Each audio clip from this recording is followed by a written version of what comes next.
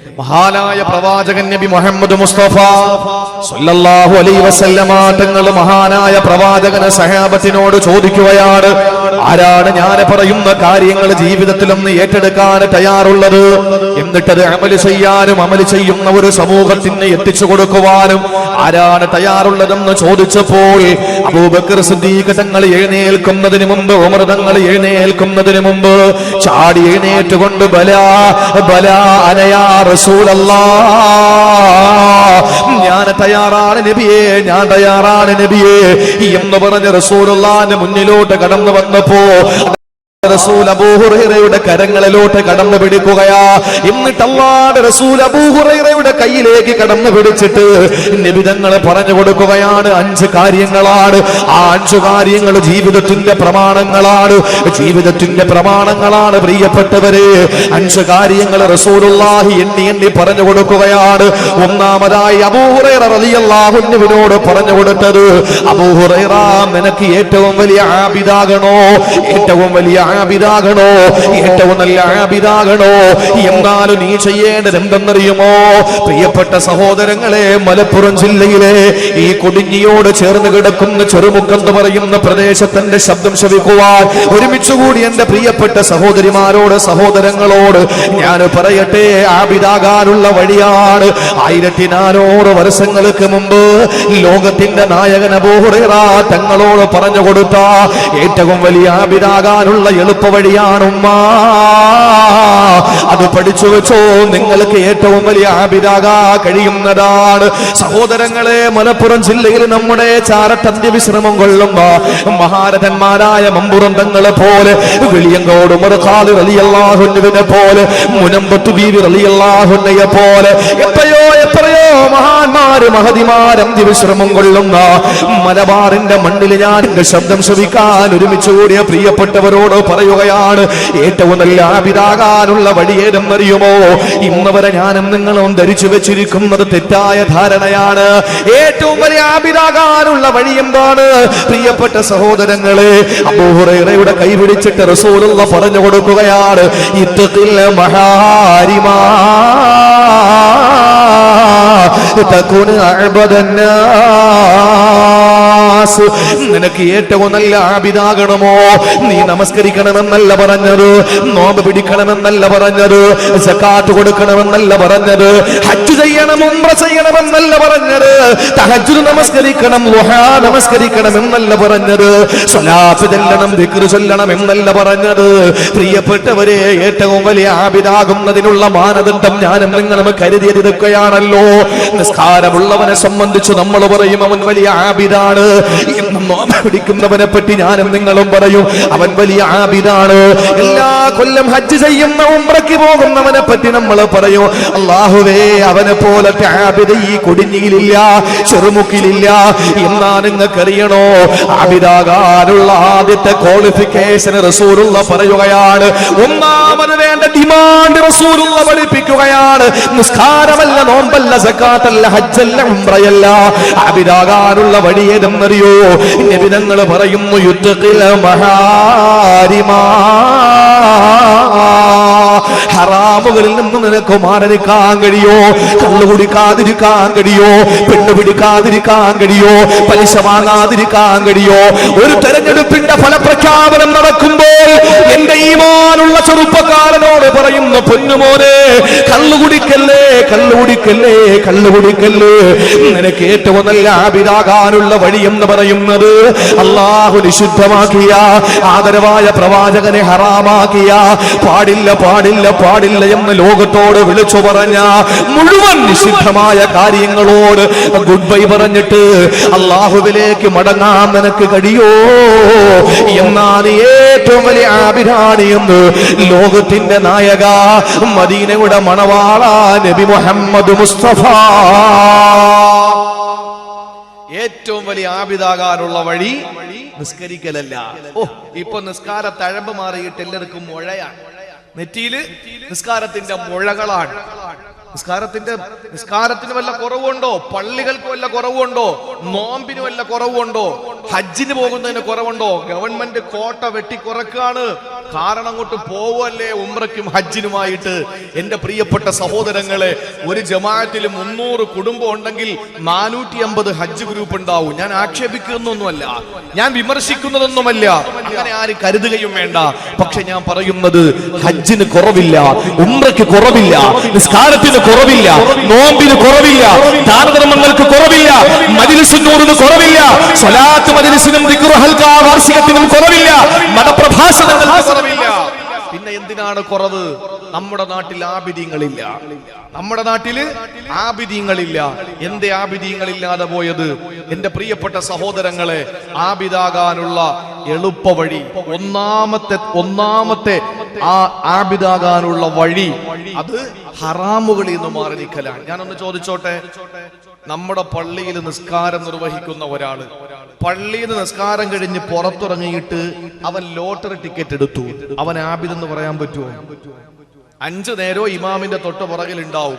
മഹാനായ Umar bin Khattab റളിയല്ലാഹു അൻഹുവിന്റെ ചാരത്ത് എല്ലാവരും നിരന്നിരിക്കുമ്പോൾ ഉമർ റളിയല്ലാഹു അൻഹു ചോദിക്കുകയാണ്, അയ്യുന്നാസി അഫ്ളലു, ആരാണ് ജനങ്ങളിൽ ഏറ്റവും ശ്രേഷ്ഠരെന്നറിയുമോ? ആകാശത്തിന് താഴെ ഭൂമിക്ക് മുകളിൽ പടച്ചതമ്പുരാന്റെ അടുക്കൽ വലിയ സ്വീകാര്യമായ ഏറ്റവും നല്ല മനുഷ്യരാരാണെന്നറിയുമോ എന്ന് ചോദിക്കുമ്പോൾ എല്ലാവരും ഏകസ്വരത്തിൽ പറഞ്ഞതെന്താണ്? ഉമർ തങ്ങളെ, അൽ മുസല്ലൂ, 5 നേരം നമസ്കരിക്കുന്നവനാ അള്ളാഹുവിന് ഏറ്റവും ഇഷ്ടപ്പെട്ടവന്. 5 നേരം നമസ്കരിക്കുന്നവനാണ് ആകാശത്തിന് താഴെ ഭൂമിക്ക് മുകളിൽ ഏറ്റവും നല്ലവനെന്ന് പറഞ്ഞപ്പോ ഉമർ റളിയല്ലാഹു അൻഹു തലയനക്കിയിട്ട് പറഞ്ഞു, അല്ല, അവനല്ല ഏറ്റവും നല്ലവൻ, അവനല്ല. കാരണം എന്താണ്? നിസ്കരിക്കുന്നവരിൽ നല്ലവനുണ്ടാകും, നമസ്കരിക്കുന്നവരിൽ തെമ്മാടി ഉണ്ടാകും. സഹോദരങ്ങളെ, നിസ്കരിച്ചിട്ട് പലിശയ്ക്ക് പണം കൊടുക്കുന്നവനില്ലേ, നമസ്കരിച്ചിട്ട് കള്ളു കുടിക്കുന്നവനില്ലേ, നമസ്കരിച്ചിട്ട് ലോട്ടറി ടിക്കറ്റ് എടുക്കുന്നവനില്ലേ, നമസ്കാരം കഴിഞ്ഞിട്ട് പരദൂഷണം പറയുന്നവനില്ലേ? മഹാനായ ഉമർ റളിയല്ലാഹു അൻഹു പറഞ്ഞു, ഇന്നൽ മുസല്ലി യകൂനു ബിർറൻ വ ഫാജിറാ, നമസ്കാരക്കാരും നല്ലവരുണ്ടാകും, തെമ്മാടി ഉണ്ടാകും. എന്നാ ഉമർ തങ്ങളെ മറ്റാരുമല്ല, സ്വായിമോ, നോമ്പുകാരാണ്. അവര് രാവിലെ മുതൽ വൈകുന്നേരം വരെ പടച്ചതമ്പുരാന് വേണ്ടിയിട്ട് തൊണ്ട പൊട്ടിക്കീറുമാറ് അവര് ചുണ്ട് വരണ്ടുണങ്ങിയിട്ട് അവര് ഒരു തുള്ളി വെള്ളം കുടിക്കുകയോ ഒരു നേരത്തെ ഭക്ഷണം കഴിക്കുകയോ ചെയ്യാറ്. അവരുടെ വീടിന്റെ അകത്തളത്തിൽ സുന്ദരിയായ ഭാര്യ നിൽക്കുമ്പോൾ ശരീരത്തിന്റെ ദാഹം തീർക്കാറ് അവരുടെ പൈദാഹം അടക്കി വെച്ചിട്ട് അവരൊരു തുള്ളി വെള്ളം കുടിച്ചിട്ടില്ല, ഭക്ഷണം കഴിച്ചിട്ടില്ല. അവർക്ക് ഭാര്യ വേണ്ട, ഒന്നും വേണ്ട. പകല് മുഴുവനും അല്ലാഹുവിന് വേണ്ടിയിട്ട് നോമ്പ് പിടിക്കുന്ന നോമ്പുകാരാണ് നല്ലവരെന്ന് പറഞ്ഞപ്പോ ഉമർ റളിയല്ലാഹു അൻഹു പറഞ്ഞു, അല്ല, അല്ലാഹുവിന്റെ പ്രിയപ്പെട്ട പ്രവാചകന്റെ കൂട്ടുകാരനായ അല്ലാഹുവിന്റെ റസൂലിന്റെ പിന്തലമുറക്കാരനായ ഉമർ ബിൻ ഖത്താബ് റളിയല്ലാഹു അൻഹു പറയുകയാണ്, നോമ്പുകാരിൽ നല്ലവനുണ്ടാകും, നോമ്പുകാരിൽ തെമ്മാടി ഉണ്ടാകും. നോമ്പ് പിടിക്കുന്ന എത്രയോ ആളുകളെ ഹറാമ് പറയുന്നവരാ. ഇന്ന് വായിക്കും വയറിനുമല്ലേ നോമ്പുള്ളത്, ഇന്ന് വായിക്കും വയറിനുമല്ലേ നോമ്പുള്ളത്. കാതിന് നോമ്പില്ല, കണ്ണിന് നോമ്പില്ല, നാക്കിന് നോമ്പില്ല. നോമ്പ് പിടിച്ചുകൊണ്ട് ഫസാദ് പറയുന്നവരല്ലേ, നോമ്പ് പിടിച്ചുകൊണ്ട് ഹറാമുകൾ കാണുന്നവരല്ലേ, നോമ്പ് പിടിച്ചുകൊണ്ട് നിഷിദ്ധമായ കാര്യങ്ങൾ കേൾക്കുന്നവരല്ലേ. അവരുടെ നോമ്പ് കൊണ്ട് എന്ത് പുണ്യമാണ്, എന്ത് ചൈതന്യമാണ് ഉണ്ടാകുന്നത്. അതുകൊണ്ട് നോമ്പുകാരിൽ നല്ലവരുണ്ടാകും, മോശക്കാരുണ്ടാകും. എന്നാൽ ഉമർ തങ്ങളെ അൽ മുജാഹിദൂൻ, അല്ലാഹുവിന്റെ ദീനിന് വേണ്ടിയിട്ട് ശരീരം കൊടുക്കുന്നവരാ. ശരീരം പെടഞ്ഞ് വീഴുന്തോറും അവരുടെ ശരീരത്തിൽ നിന്ന് രക്തം ചാലിട്ടൊഴുകുമ്പോൾ എന്റെ പ്രിയപ്പെട്ടവരെ, ദീനിന് വേണ്ടിയിട്ടാണല്ലോ എന്ന ചിന്തയോടെ അവര് പുഞ്ചിരിക്കുന്ന വദനത്തോടെ കിടക്കുന്ന ധീര മുജാഹിദീങ്ങളുണ്ടല്ലോ. രക്തസാക്ഷി തൊട്ട പുഞ്ചിരിയോടെ സ്വീകരിച്ച ധീര മുജാഹിദീങ്ങളുണ്ടല്ലോ. അവരാണ് ഉമർ തങ്ങളെ എന്ന് പറഞ്ഞപ്പോൾ ഉമർ ബിൻ ഖത്താബ് റളിയല്ലാഹു അൻഹു പറയുന്ന മുജാഹിദീങ്ങളിൽ പോലും നല്ലവരും മോശക്കാരും ഉണ്ടാകാം. ധർമ്മസമരം ചെയ്യുന്നവരിൽ പോലും നല്ലവരും മോശക്കാരും ഉണ്ടാകാം. അതുകൊണ്ട് നിസ്കാരക്കാരെ കണ്ടിട്ട് നല്ലവനാണെന്ന് കരുതണ്ട, നോമ്പുകാരനെ കണ്ടിട്ട് നല്ലവനാണെന്ന് കരുതണ്ട. പ്രിയപ്പെട്ടവരെ, പിന്നെ തന്നെ നല്ലവനാരെന്നറിയോ? ഈ ചെറുമുക്കിൽ ഏറ്റവും നല്ലവളാരെന്ന് ചോദിച്ചാൽ രണ്ടഭിപ്രായം വേണ്ട ഉമ്മ, രണ്ടഭിപ്രായം വേണ്ട.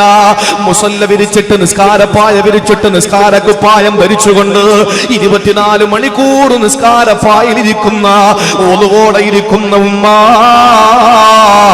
ഒരു കയ്യിലെ വിശുദ്ധ ഖുർആൻ വെച്ചിട്ട് മറ്റേ കയ്യിലെ തസ്ബീഹ് മാല പിടിച്ചിട്ട് ഒരു കസേരയിൽ നിന്ന് അടുത്ത കസേരയിൽ കാല് വെച്ച് അല്ലാഹുവിന് വേണ്ടി ദിക്ർ ചൊല്ലി ചൊല്ലി ഇരിക്കുന്ന ഉമ്മ, നീ നിന്റെ ഇബാദത്തുകൾ നീ വളരെ സജീവമായി ചെയ്യുമ്പോൾ ഒരുപക്ഷേ നിന്റെ മനസ്സ് ക്ലിയർ അല്ലാതിരിക്കാം, നിന്റെ ശരീരം ശുദ്ധിയായിരിക്കാം, പക്ഷെ മനസ്സ് മലിനമായിരിക്കാം.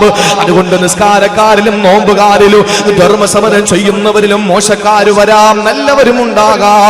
പിന്നെ ആരാണ് ഉമർ തങ്ങളെ നല്ലവരെന്ന് ചോദിച്ചപ്പോ ഉമർ റളിയല്ലാഹു അൻഹു പറയുകയാണ്, അൽ വറഉ ഫീ ദീനില്ലാഹ് യസ്തക്മിലു ത്വാഅത്തുല്ലാഹ്. അല്ലാഹുവിന്റെ ദീനിൽ സൂക്ഷ്മത കാണിച്ചവനാരാ?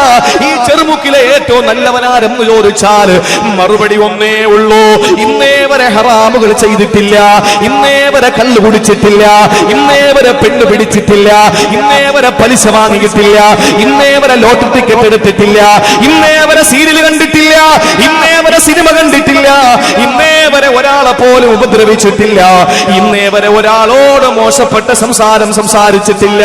അങ്ങനെയുള്ള ഒരാൾ ഈ നാട്ടിലുണ്ടോ? നിസ്കാരമല്ല ആബിദാകാനുള്ള വഴി, നോമ്പല്ല ആബിദാകാനുള്ള വഴി. പിന്നെ ഏതാണ് പ്രിയപ്പെട്ടവരെ ആബിദാകാ? നിനക്ക് ഏറ്റവും നല്ല ആബിദാകാൻ റസൂലുള്ളാഹ് പറഞ്ഞു തന്ന വഴി ഏതാ? ഇത്തഖിൽ മഹാരിമ തകുന അഅബദന്നാസ്.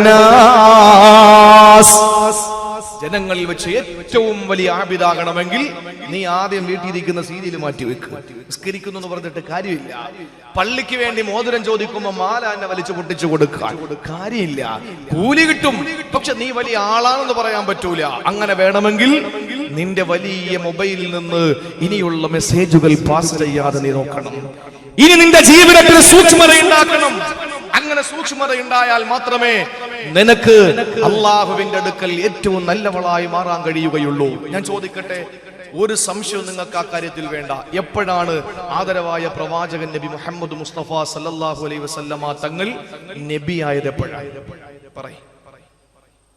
എത്രാമത്തെ വയസ്സിലാണ് നബി തങ്ങൾ നബിയായത്? എത്രാമത്തെ വയസ്സിലാണ്? എത്ര? 40-ാമത്തെ വയസ്സ് അല്ലേ? 40-ാമത്തെ വയസ്സിൽ പ്രവാചകനായി. തെറ്റാണ്, ഒരിക്കലും അല്ല.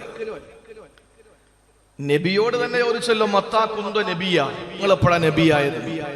നബി സല്ലല്ലാഹു അലൈഹി വസല്ലമ തങ്ങൾ പറഞ്ഞു, ആദം നബി വെള്ളത്തിന്റെയും മണ്ണിന്റെയും ഇടയിലായിരുന്നപ്പോ തന്നെ ഞാൻ നബിയായി എന്നാണ്. എന്ന് പറഞ്ഞാൽ മനുഷ്യൻ അന്നുണ്ടായിട്ടില്ല.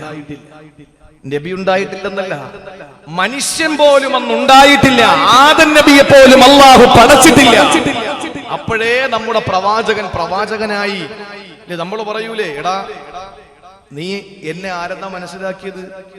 ഞാൻ ജനിക്കുമ്പോ നീ ഞരമ്പിലൂടെ ഓടുന്നേ ഉള്ളൂ നമ്മൾ പറയൂലേ. എന്ന് പറഞ്ഞാൽ വാപ്പാന്റെ നട്ടലിലൂടെ നമ്മൾ ബീജത്തുള്ളിയായി ഓടിക്കൊണ്ടിരിക്കുമ്പോഴേ ജനിച്ചു എന്നാണ് നമ്മൾ പറയുക. രണ്ടുപേര് തമ്മിൽ വഴക്കുണ്ടാകുമ്പോ പ്രശ്നം ഉണ്ടാകുമ്പോൾ പറയും, നിനക്കെന്നെ അറിയില്ല, ഞാൻ ജനിക്കുന്ന സമയത്ത്, അല്ലെങ്കിൽ ഞാൻ പാർട്ടി പ്രവർത്തനം തുടങ്ങുന്ന സമയത്ത്, അല്ലെങ്കിൽ ഞാൻ പള്ളി കമ്മിറ്റിയിൽ വരുന്ന സമയത്ത് നീ ഞരമ്പിലൂടെ ഓടുന്നേ ഉള്ളൂ എന്ന് പറയുന്നത് മോശപ്പെട്ടൊരു വാക്കാണെന്ന് ആരും കരുതണ്ട. നമ്മളൊക്കെ അങ്ങനെ ഓടിയിട്ട് തന്നെ അങ്ങോട്ട് വന്നത്.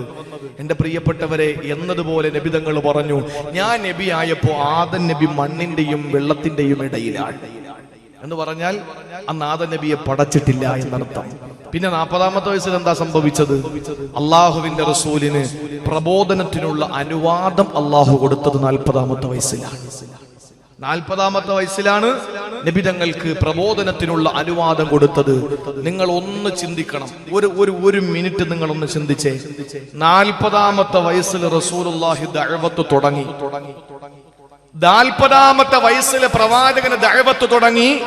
അവിടുന്ന് 11 വർഷം കഴിഞ്ഞിട്ടാണ് നിസ്കാരം അല്ലാഹു തആല ഈ ഉമ്മത്തിന് കൊടുത്തത്. എത്ര കൊല്ലം? 11 കൊല്ലം. 51-ാമത്തെ വയസ്സിലാണ് നിസ്കാരം നിർബന്ധമാക്കിയത്.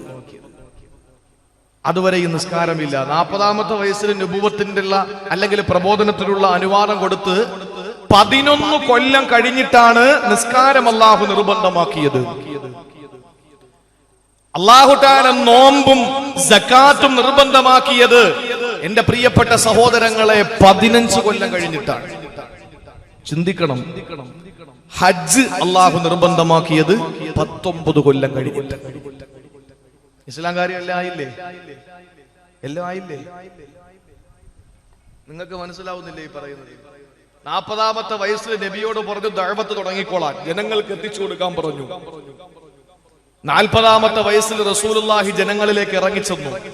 നിസ്കാരമൊന്നും പഠിപ്പിച്ചു കൊടുത്തില്ല, നോമ്പിനെ പറ്റിയും പറഞ്ഞില്ല, സക്കാത്തിനെ പറ്റിയും പറഞ്ഞില്ല, ഹജ്ജിനെ പറ്റിയും പറഞ്ഞില്ല. നിസ്കാരത്തെ പറ്റി പറഞ്ഞത് 11 കൊല്ലം കഴിഞ്ഞിട്ടാണ്. നോമ്പിനെ പറ്റിയും സക്കാത്തിനെ പറ്റിയും പറഞ്ഞത് 15 കൊല്ലം കഴിഞ്ഞിട്ടാണ്. ഹജ്ജിനെ പറ്റി പറഞ്ഞത് 19 കൊല്ലം കഴിഞ്ഞിട്ടാണ്. അപ്പോ ഇതിനിടയിൽ ഇത്രയും കൊല്ലം എന്തായിരുന്നു റസൂലുള്ളാഹിന്റെ ഡ്യൂട്ടി? എന്തായിരുന്നു? നമ്മളൊരു പുതിയ വീട് താമസത്തിന് പോയി. നമ്മൾ ആദ്യം എന്താ ചെയ്യാ? നേരെ അങ്ങോട്ട് ചെന്ന് കിടക്കുക? ഇല്ല. നമ്മൾ എന്താ ആദ്യം ചെയ്യാ? ആദ്യം ഒന്ന് കഴുകി, ഒന്ന് തൂത്തുവാരി നമ്മൾ കഴുകി ഒന്ന് ശുദ്ധിയാക്കിയിട്ടേ നമ്മൾ അതിനകത്ത് കയറും. അങ്ങനെയാണല്ലോ നമ്മൾ ചെയ്യാ. നമ്മൾ കുറച്ച് നെല്ല് വയലിൽ നമ്മൾ വിതയ്ക്കാൻ വേണ്ടി പോയാൽ നമ്മൾ ആദ്യം എന്താ ചെയ്യാ? ആ പുരയിടത്തിലെ ആ നെൽപ്പാടത്തിലെ മുഴുവൻ കളകളെയും നമ്മൾ പറിച്ച് കളഞ്ഞ് ആവശ്യമില്ലാത്തതിനൊക്കെ നമ്മൾ പിഴുത് കളഞ്ഞതിന് ശേഷമാണ് നമ്മൾ നെല്ല് വിതയ്ക്കുക. കാരണം എന്താണ്? ആദ്യം അവിടെ ഉള്ള മാലിന്യങ്ങൾ നീക്കം ചെയ്യുക എന്നുള്ളതാണ്. അല്ലാഹുവിന്റെ റസൂലിന് 40ാമത്തെ വയസ്സിൽ ദഅവത്തിന്റെ അനുവാദം കിട്ടി. ആ സമയത്ത് നബി തങ്ങളുടെ ഡ്യൂട്ടി എന്താണ്? 11 കൊല്ലം കഴിഞ്ഞിട്ടാണ് നിസ്കാരം നിർബന്ധമാക്കിയത്. ഈ 11 വർഷത്തിന് മുമ്പ് വരെ റസൂലുള്ളാഹിന്റെ ഡ്യൂട്ടി എന്തെന്നറിയോ? കള്ള് കുടിക്കുന്നവന്റെ കൈ പിടിച്ചിട്ട് പറഞ്ഞു, അരുത്, പാടില്ല, കള്ള് കുടിക്കല്ലേ. പെണ്ണ് പിടിക്കുന്നവന്റെ കൈ പിടിച്ചിട്ട് പറഞ്ഞു, പാടില്ല. കുളിച്ചു മൂടിയിരുന്ന പെൺകുട്ടികളെ ജീവനോടെ കുളിച്ചു മൂടിയിരുന്ന കാട്ടാളന്റെ കൈ പിടിച്ചിട്ട് പറഞ്ഞു, പാടില്ല. അവൾ ഉമ്മയാണ്, പെങ്ങളാണ്, മകളാണ്, അവള് സഹോദരിയാണ്, പാടില്ല എന്ന് പറഞ്ഞിട്ട് പ്രിയപ്പെട്ടവരെ പലിശക്കാരനോട് പലിശ വാങ്ങല്ലേ എന്ന് പറഞ്ഞു. അങ്ങനെ മുഴുവൻ മാലിന്യങ്ങളും ജീവിതത്തിൽ നിന്ന് മാറ്റാൻ വേണ്ടിയിട്ട് ഒരു വലിയ മാറ്റമുണ്ടാക്കിയിട്ട് അവരെ എല്ലാം ശുദ്ധീകരിച്ചു പച്ച മനുഷ്യരാക്കി മാറ്റിയിട്ട് അല്ലാഹുവിന്റെ റസൂല് പറഞ്ഞു, ഇനി നിങ്ങൾ നിസ്കരിക്കണേ. വീണ്ടും ഒന്ന് ശുദ്ധീകരിക്കാൻ തീരുമാനിച്ചു. എന്നിട്ട് അവരോട് പറഞ്ഞു, നോമ്പ് പിടിക്കണേ, സക്കാത്ത് കൊടുക്കണേ. വീണ്ടും വർഷങ്ങൾ കഴിഞ്ഞിട്ടാണ് പറഞ്ഞത്, നിങ്ങൾ ഹജ്ജ് ചെയ്യണേ. സഹോദരങ്ങളെ, ആദ്യമായി നമുക്ക് വേണ്ടത് നിസ്കാരമല്ല, നോമ്പല്ല, സക്കാത്തല്ല, ഹജ്ജല്ല. ആദ്യമായിട്ട് ഞാനും നിങ്ങളും ചെയ്യേണ്ടത് നമ്മുടെ ജീവിതത്തിന്റെ എല്ലാ മാലിന്യങ്ങളെയും മാറ്റലാണ്. കള്ള് കുടിക്കുന്നവനെ ഒരു തുള്ളി കല്ല് പോലും ഇനി പള്ളയിലേക്ക് പോകില്ലെന്ന് പ്രതിജ്ഞയെടുക്കല. തെരഞ്ഞെടുപ്പ് വരും പോകും. സഹോദരങ്ങളെ, പാർട്ടിയുടെ പാർട്ടിയുടെ തെരഞ്ഞെടുപ്പും അതുപോലെ ഫലപ്രഖ്യാപനവും വരും പോകും. അതുപോലെ കല്യാണം വരും പോകും. അതുപോലെ ഫംഗ്ഷനുകൾ വരും പോകും. പക്ഷേ നാളെ നമുക്ക് നരകമെങ്ങാനും വന്നു പോയാൽ ആ നരകം നമ്മിൽ നിന്ന് മാറിപ്പോകൂല. ആ നരകം നമ്മിൽ നിന്ന് വിട്ടുപോകൂല. അതുകൊണ്ട് പെങ്ങളെ, ഇനിയെങ്കിലും ഒന്ന് മാറിക്കൂടെ? എത്ര മഴയ്ക്ക് വേണ്ടി ദ്വാരന്നാലോ എന്റെ പെങ്ങളെ, ചെറുപ്പക്കാരാ, മഴ റബ്ബ് തരൂല. മഴവെള്ളമില്ലാതെ കുടിവെള്ളമില്ലാതെ കഷ്ടപ്പെടുകയാണ്. കിലോമീറ്ററുകളോളം ലൈൻ പൈപ്പിന്റെ മുമ്പിൽ ക്യൂ നിൽക്കുന്നവരാണ്. സഹോദരങ്ങളെ, എന്തേ ഖജനാവിൽ വെള്ളം തീർന്നു പോയതിന്റെ പേരിലാണോ? അല്ലാഹുവിന്റെ ഖജനാവിൽ വെള്ളം തീർന്നത് കൊണ്ടാണോ? അല്ല. പടച്ചവന്റെ ഖജനാവ് പറ്റൂല. ലാ തൻഫുദു അബദാ. അല്ലാഹുവിന്റെ ഖജനാവ് പറ്റിപ്പോകൂല. പടച്ചതമ്പുരാന്റെ ഖജനാവ് വിശാലമാണ്. പിന്നെ എന്താണ് റബ്ബ് നമുക്ക് വെള്ളം തരാത്തത്? എന്തേ പടച്ചവന് വെള്ളം തരാത്തത്? എന്തേ മഴ തരാത്തത്? ഒരു നിമിഷം ചിന്തിക്കുകയോ? പള്ളിക്കകത്ത് നിസ്കാരമില്ലാത്ത പള്ളിയുണ്ടോ? നോമ്പ് പിടിക്കാത്ത റമളാനുണ്ടോ? ഹജ്ജിന് പോകാത്ത വർഷമുണ്ടോ? അതുപോലെ സക്കാത്ത് കൊടുക്കാത്ത പണക്കാരനുണ്ടോ? ഒന്നുമില്ല. പിന്നെ എന്തുകൊണ്ടാണ് പടച്ചവന് മഴ തരാത്തത്? ഇന്ന് പള്ളികളിൽ ധാരാളം ആളുകളല്ലേ നിസ്കരിക്കാൻ. എത്ര ജമാഅത്താണ് ഒരു പള്ളിക്കകത്ത് നടക്കുന്നത്? എത്ര പള്ളികളാണ് ഒരു നാട്ടിലുള്ളത്? ഇവിടെ ഒരു സംഘടനയുടെ പള്ളിയാണോ? അപ്പുറത്ത് മറ്റേ സംഘടനയുടെ പള്ളി, അതിന്റെ അതിനിപ്പുറത്തു മറ്റേ സംഘടനയുടെ പള്ളി, അങ്ങനെ പള്ളികളെ ധാരാളം വന്നു. നിസ്കാരക്കാര് ധാരാളമായി, നോമ്പുകാരധികമായി, ഹജ്ജുകാര് തോനയത് ധാരാളമായി, നോമ്പുകാരധികമായി. പിന്നെ എന്താണ് റബ്ബ് മഴ തരാത്തത്? അല്ലാഹുവേ, ആബിദീങ്ങൾ കുറഞ്ഞു പോയി, ഹറാം ചെയ്യുന്നവര് കൂടിപ്പോയി. അല്ലാഹുവിന്റെ റസൂൽ പറഞ്ഞല്ലോ, അല്ലാഹുവിന്റെ റസൂൽ പറഞ്ഞല്ലോ, മാമിൻ സാഅത്തിനയോ മാമിൻ സാഅത്തിന് മാമിൻ സാഅത്തിൻ ഇല്ല സമാഉ തുംതറു. ഒരു സെക്കൻഡ് പോലും ഇല്ലാതെ മഴ പെയ്യുകയാണ്. ഒന്ന് ചിന്തിക്കണേ ചെറുപ്പക്കാരാ, ഒന്ന് ചിന്തിക്കണേ പെങ്ങളെ. നമുക്ക് എന്തില്ലെങ്കിലും ജീവിക്കാം, വെള്ളമില്ലെങ്കിൽ ജീവിക്കാൻ പറ്റില്ല. ഭക്ഷണമില്ലാതെ പോയാൽ മൊബൈലിൽ കളിച്ച് കളിച്ച് നമുക്ക് സമയം നഷ്ടപ്പെടുത്താം. നമുക്ക് എന്തെങ്കിലും ഇല്ലാതെ പോയാ നമുക്ക് സമയം നഷ്ടപ്പെടുത്താം. നമ്മുടെ കയ്യിൽ സംവിധാനങ്ങളുണ്ട്. വെള്ളമില്ലെങ്കിൽ മോനെ നീയില്ല, വെള്ളമില്ലെങ്കിൽ മോനെ കന്നുകാലികളില്ല, വെള്ളമില്ലെങ്കിൽ മോനെ കറണ്ടില്ല, വെള്ളമില്ലെങ്കിൽ മോനെ മൊബൈലില്ല, ഒന്നുമില്ല ഒന്നുമില്ല ഒന്നുമില്ല. അതുകൊണ്ട് വെള്ളമില്ലാതെ മനുഷ്യന് ജീവിക്കാൻ കഴിയില്ല. ഭക്ഷണമില്ലാതെ ജീവിക്കാം, അരിയില്ലാതെ ജീവിക്കാം, മണ്ണെണ്ണ ഇല്ലാതെ ജീവിക്കാം, പഞ്ചസാര ഇല്ലാതെ ജീവിക്കാം. സഹോദരങ്ങളെ, എന്തില്ലായിരുന്നാലും നമുക്ക് ജീവിക്കാം. പക്ഷേ വെള്ളമില്ലേ ജീവിക്കാൻ കഴിയൂല കേട്ടോ. ആവർത്തിച്ച് എന്റെ പ്രിയപ്പെട്ടവരോട് പറയുകയാണ്, എന്തേ പടച്ചവന്റെ ഖജനാവിൽ വെള്ളം തീർന്നതാണോ? ഒരിക്കലുമല്ല. നബി തങ്ങൾ പറയുന്നു, ഓരോ സെക്കൻഡിലും മഴ പെയ്തുകൊണ്ടിരിക്കുകയാണ്. ഒരു വൃശ്ചികത്തിലല്ല, ഒരു ഇടവപ്പാതിയിലല്ല, ഒരു ജൂൺ മാസത്തിലല്ല, ഒരു മെയ് മാസത്തിലല്ല, ഏത് സമയത്തും മഴ പെയ്യുകയാണ്. വെള്ളമാണ് പടച്ചതമ്പുരാൻ അയ്യൂബ് നബിയുടെ രോഗശമനത്തിന് കാരണമാക്കിയതെങ്കിൽ അതേ വെള്ളം കൊണ്ട് നൂഹ് നബിയുടെ സമുദായത്തിനെ നശിപ്പിച്ചു കളഞ്ഞു. അല്ലാഹു കഴിവുള്ളവനാണ്, പടച്ചതമ്പുരാന് കഴിവുള്ളവനാ. അതുകൊണ്ട് ചിന്തിക്കണേ സഹോദരങ്ങളെ, നമുക്ക് ആബിദാകാൻ, നമുക്ക് നാട്ടിലെ ഏറ്റവും നല്ലവനാകാൻ അല്ലാഹുവിന്റെ റസൂൽ പറയുന്നു, ഇത്തഖിൽ മഹാരിമാ. ഹറാമുകളിൽ നിന്ന് മാറി നിൽക്കാൻ നിങ്ങൾക്ക് കഴിയൂ. ഇനി എത്ര കടന്ന് നമ്മൾ സുജൂദ് ചെയ്താലും, എത്ര റുക്കൂ ചെയ്താലും ഒരു രക്ഷയുമില്ല, ഒരു രക്ഷയുമില്ല. അല്ലാഹ് മഴ തരില്ല. നമ്മളെ കരച്ചിലും നിസ്കാരവും നോമ്പൊക്കെ അല്ലാഹ് ഒരുപാട് കണ്ടതാ അല്ലേ? രക്ഷപ്പെടാൻ വേണ്ടിയിട്ട് നമ്മൾ എന്തും പറയും, എന്തും ചെയ്യും, എന്തും കാണിക്കും. ഇതെല്ലാം കൂടെ പടച്ചു അങ്ങോട്ട് ഹോൾസെയിൽ ആയിട്ട് തന്നാലോ നമ്മൾ അല്ലാഹനെ അങ്ങ് മറക്കും. ഇതല്ലേ നമ്മുടെ സ്വഭാവം, ഇതല്ലേ നമ്മുടെ സ്വഭാവം എന്റെ പ്രിയപ്പെട്ട സഹോദരങ്ങളെ. അതുകൊണ്ട് ഹറാമുകളിൽ നിന്ന് മാറി നിൽക്കാൻ ശ്രമം നടത്തി. അല്ലാഹു എനിക്കും നിങ്ങൾക്കും, ഞാനിതെല്ലാം തികഞ്ഞിട്ട് നിങ്ങളോട് പറയുന്നതൊന്നുമല്ല, നമുക്ക് ഒരുമിച്ച് മാറാം, നമുക്ക് ഒരുമിച്ച് ഹറാമിൽ നിന്ന് മാറാം. എന്റെ പെങ്ങളെ, ഒരുപാട് വീശേണ്ടി വരും അല്ലേ? കാറ്റിട്ടാൻ ഒരുപാട് വീശേണ്ടി വരും.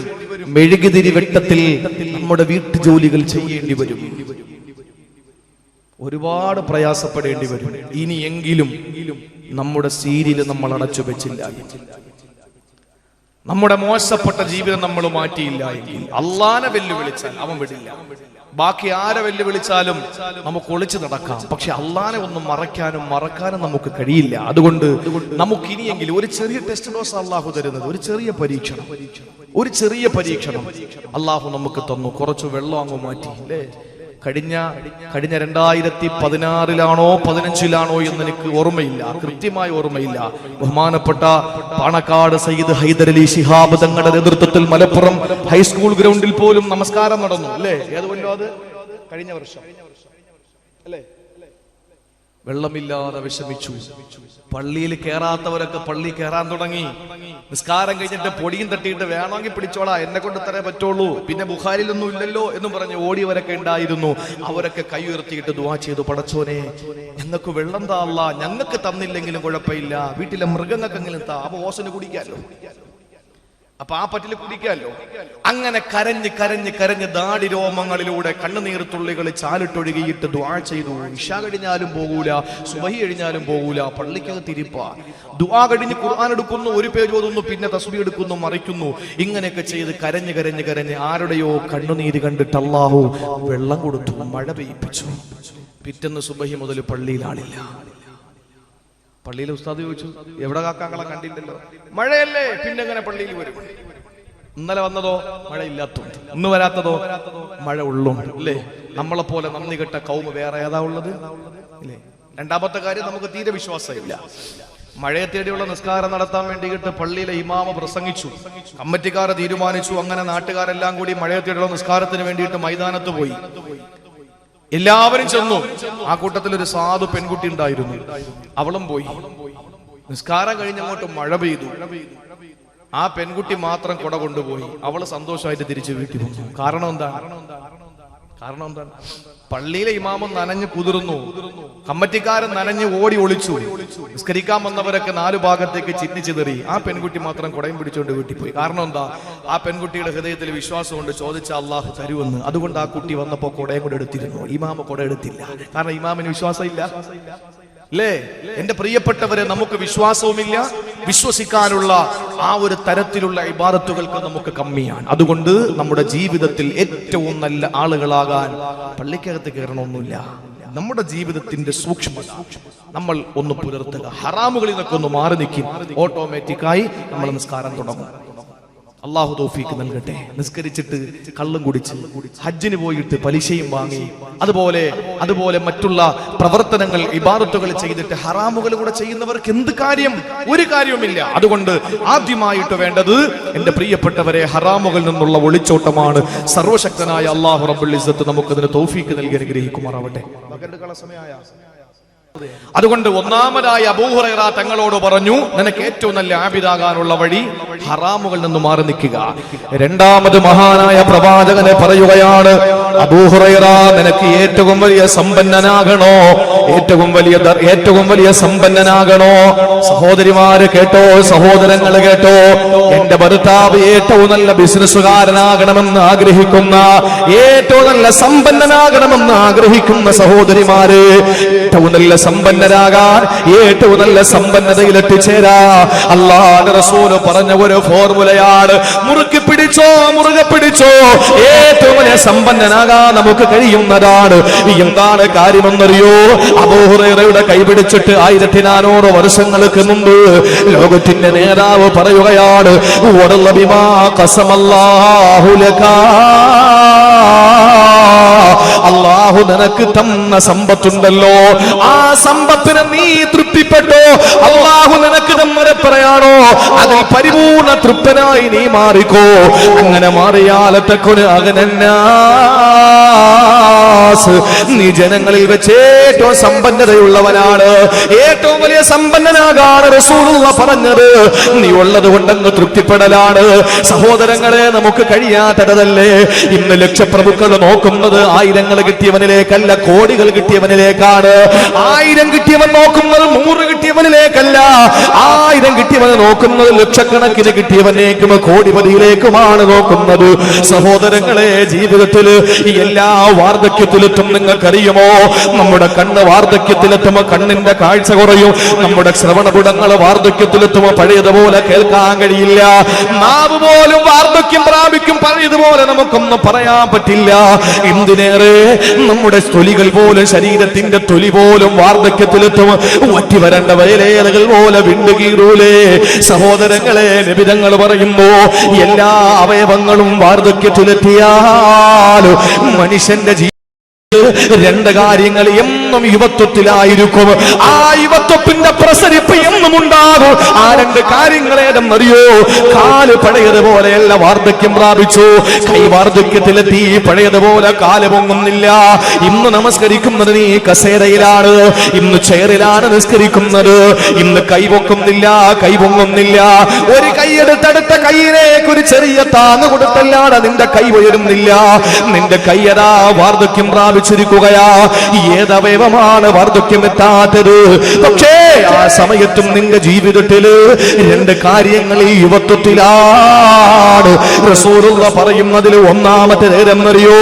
ഇനിയും ഒരുപാട് നാൾ ജീവിക്കണമെന്ന ആഗ്രഹമാണ്.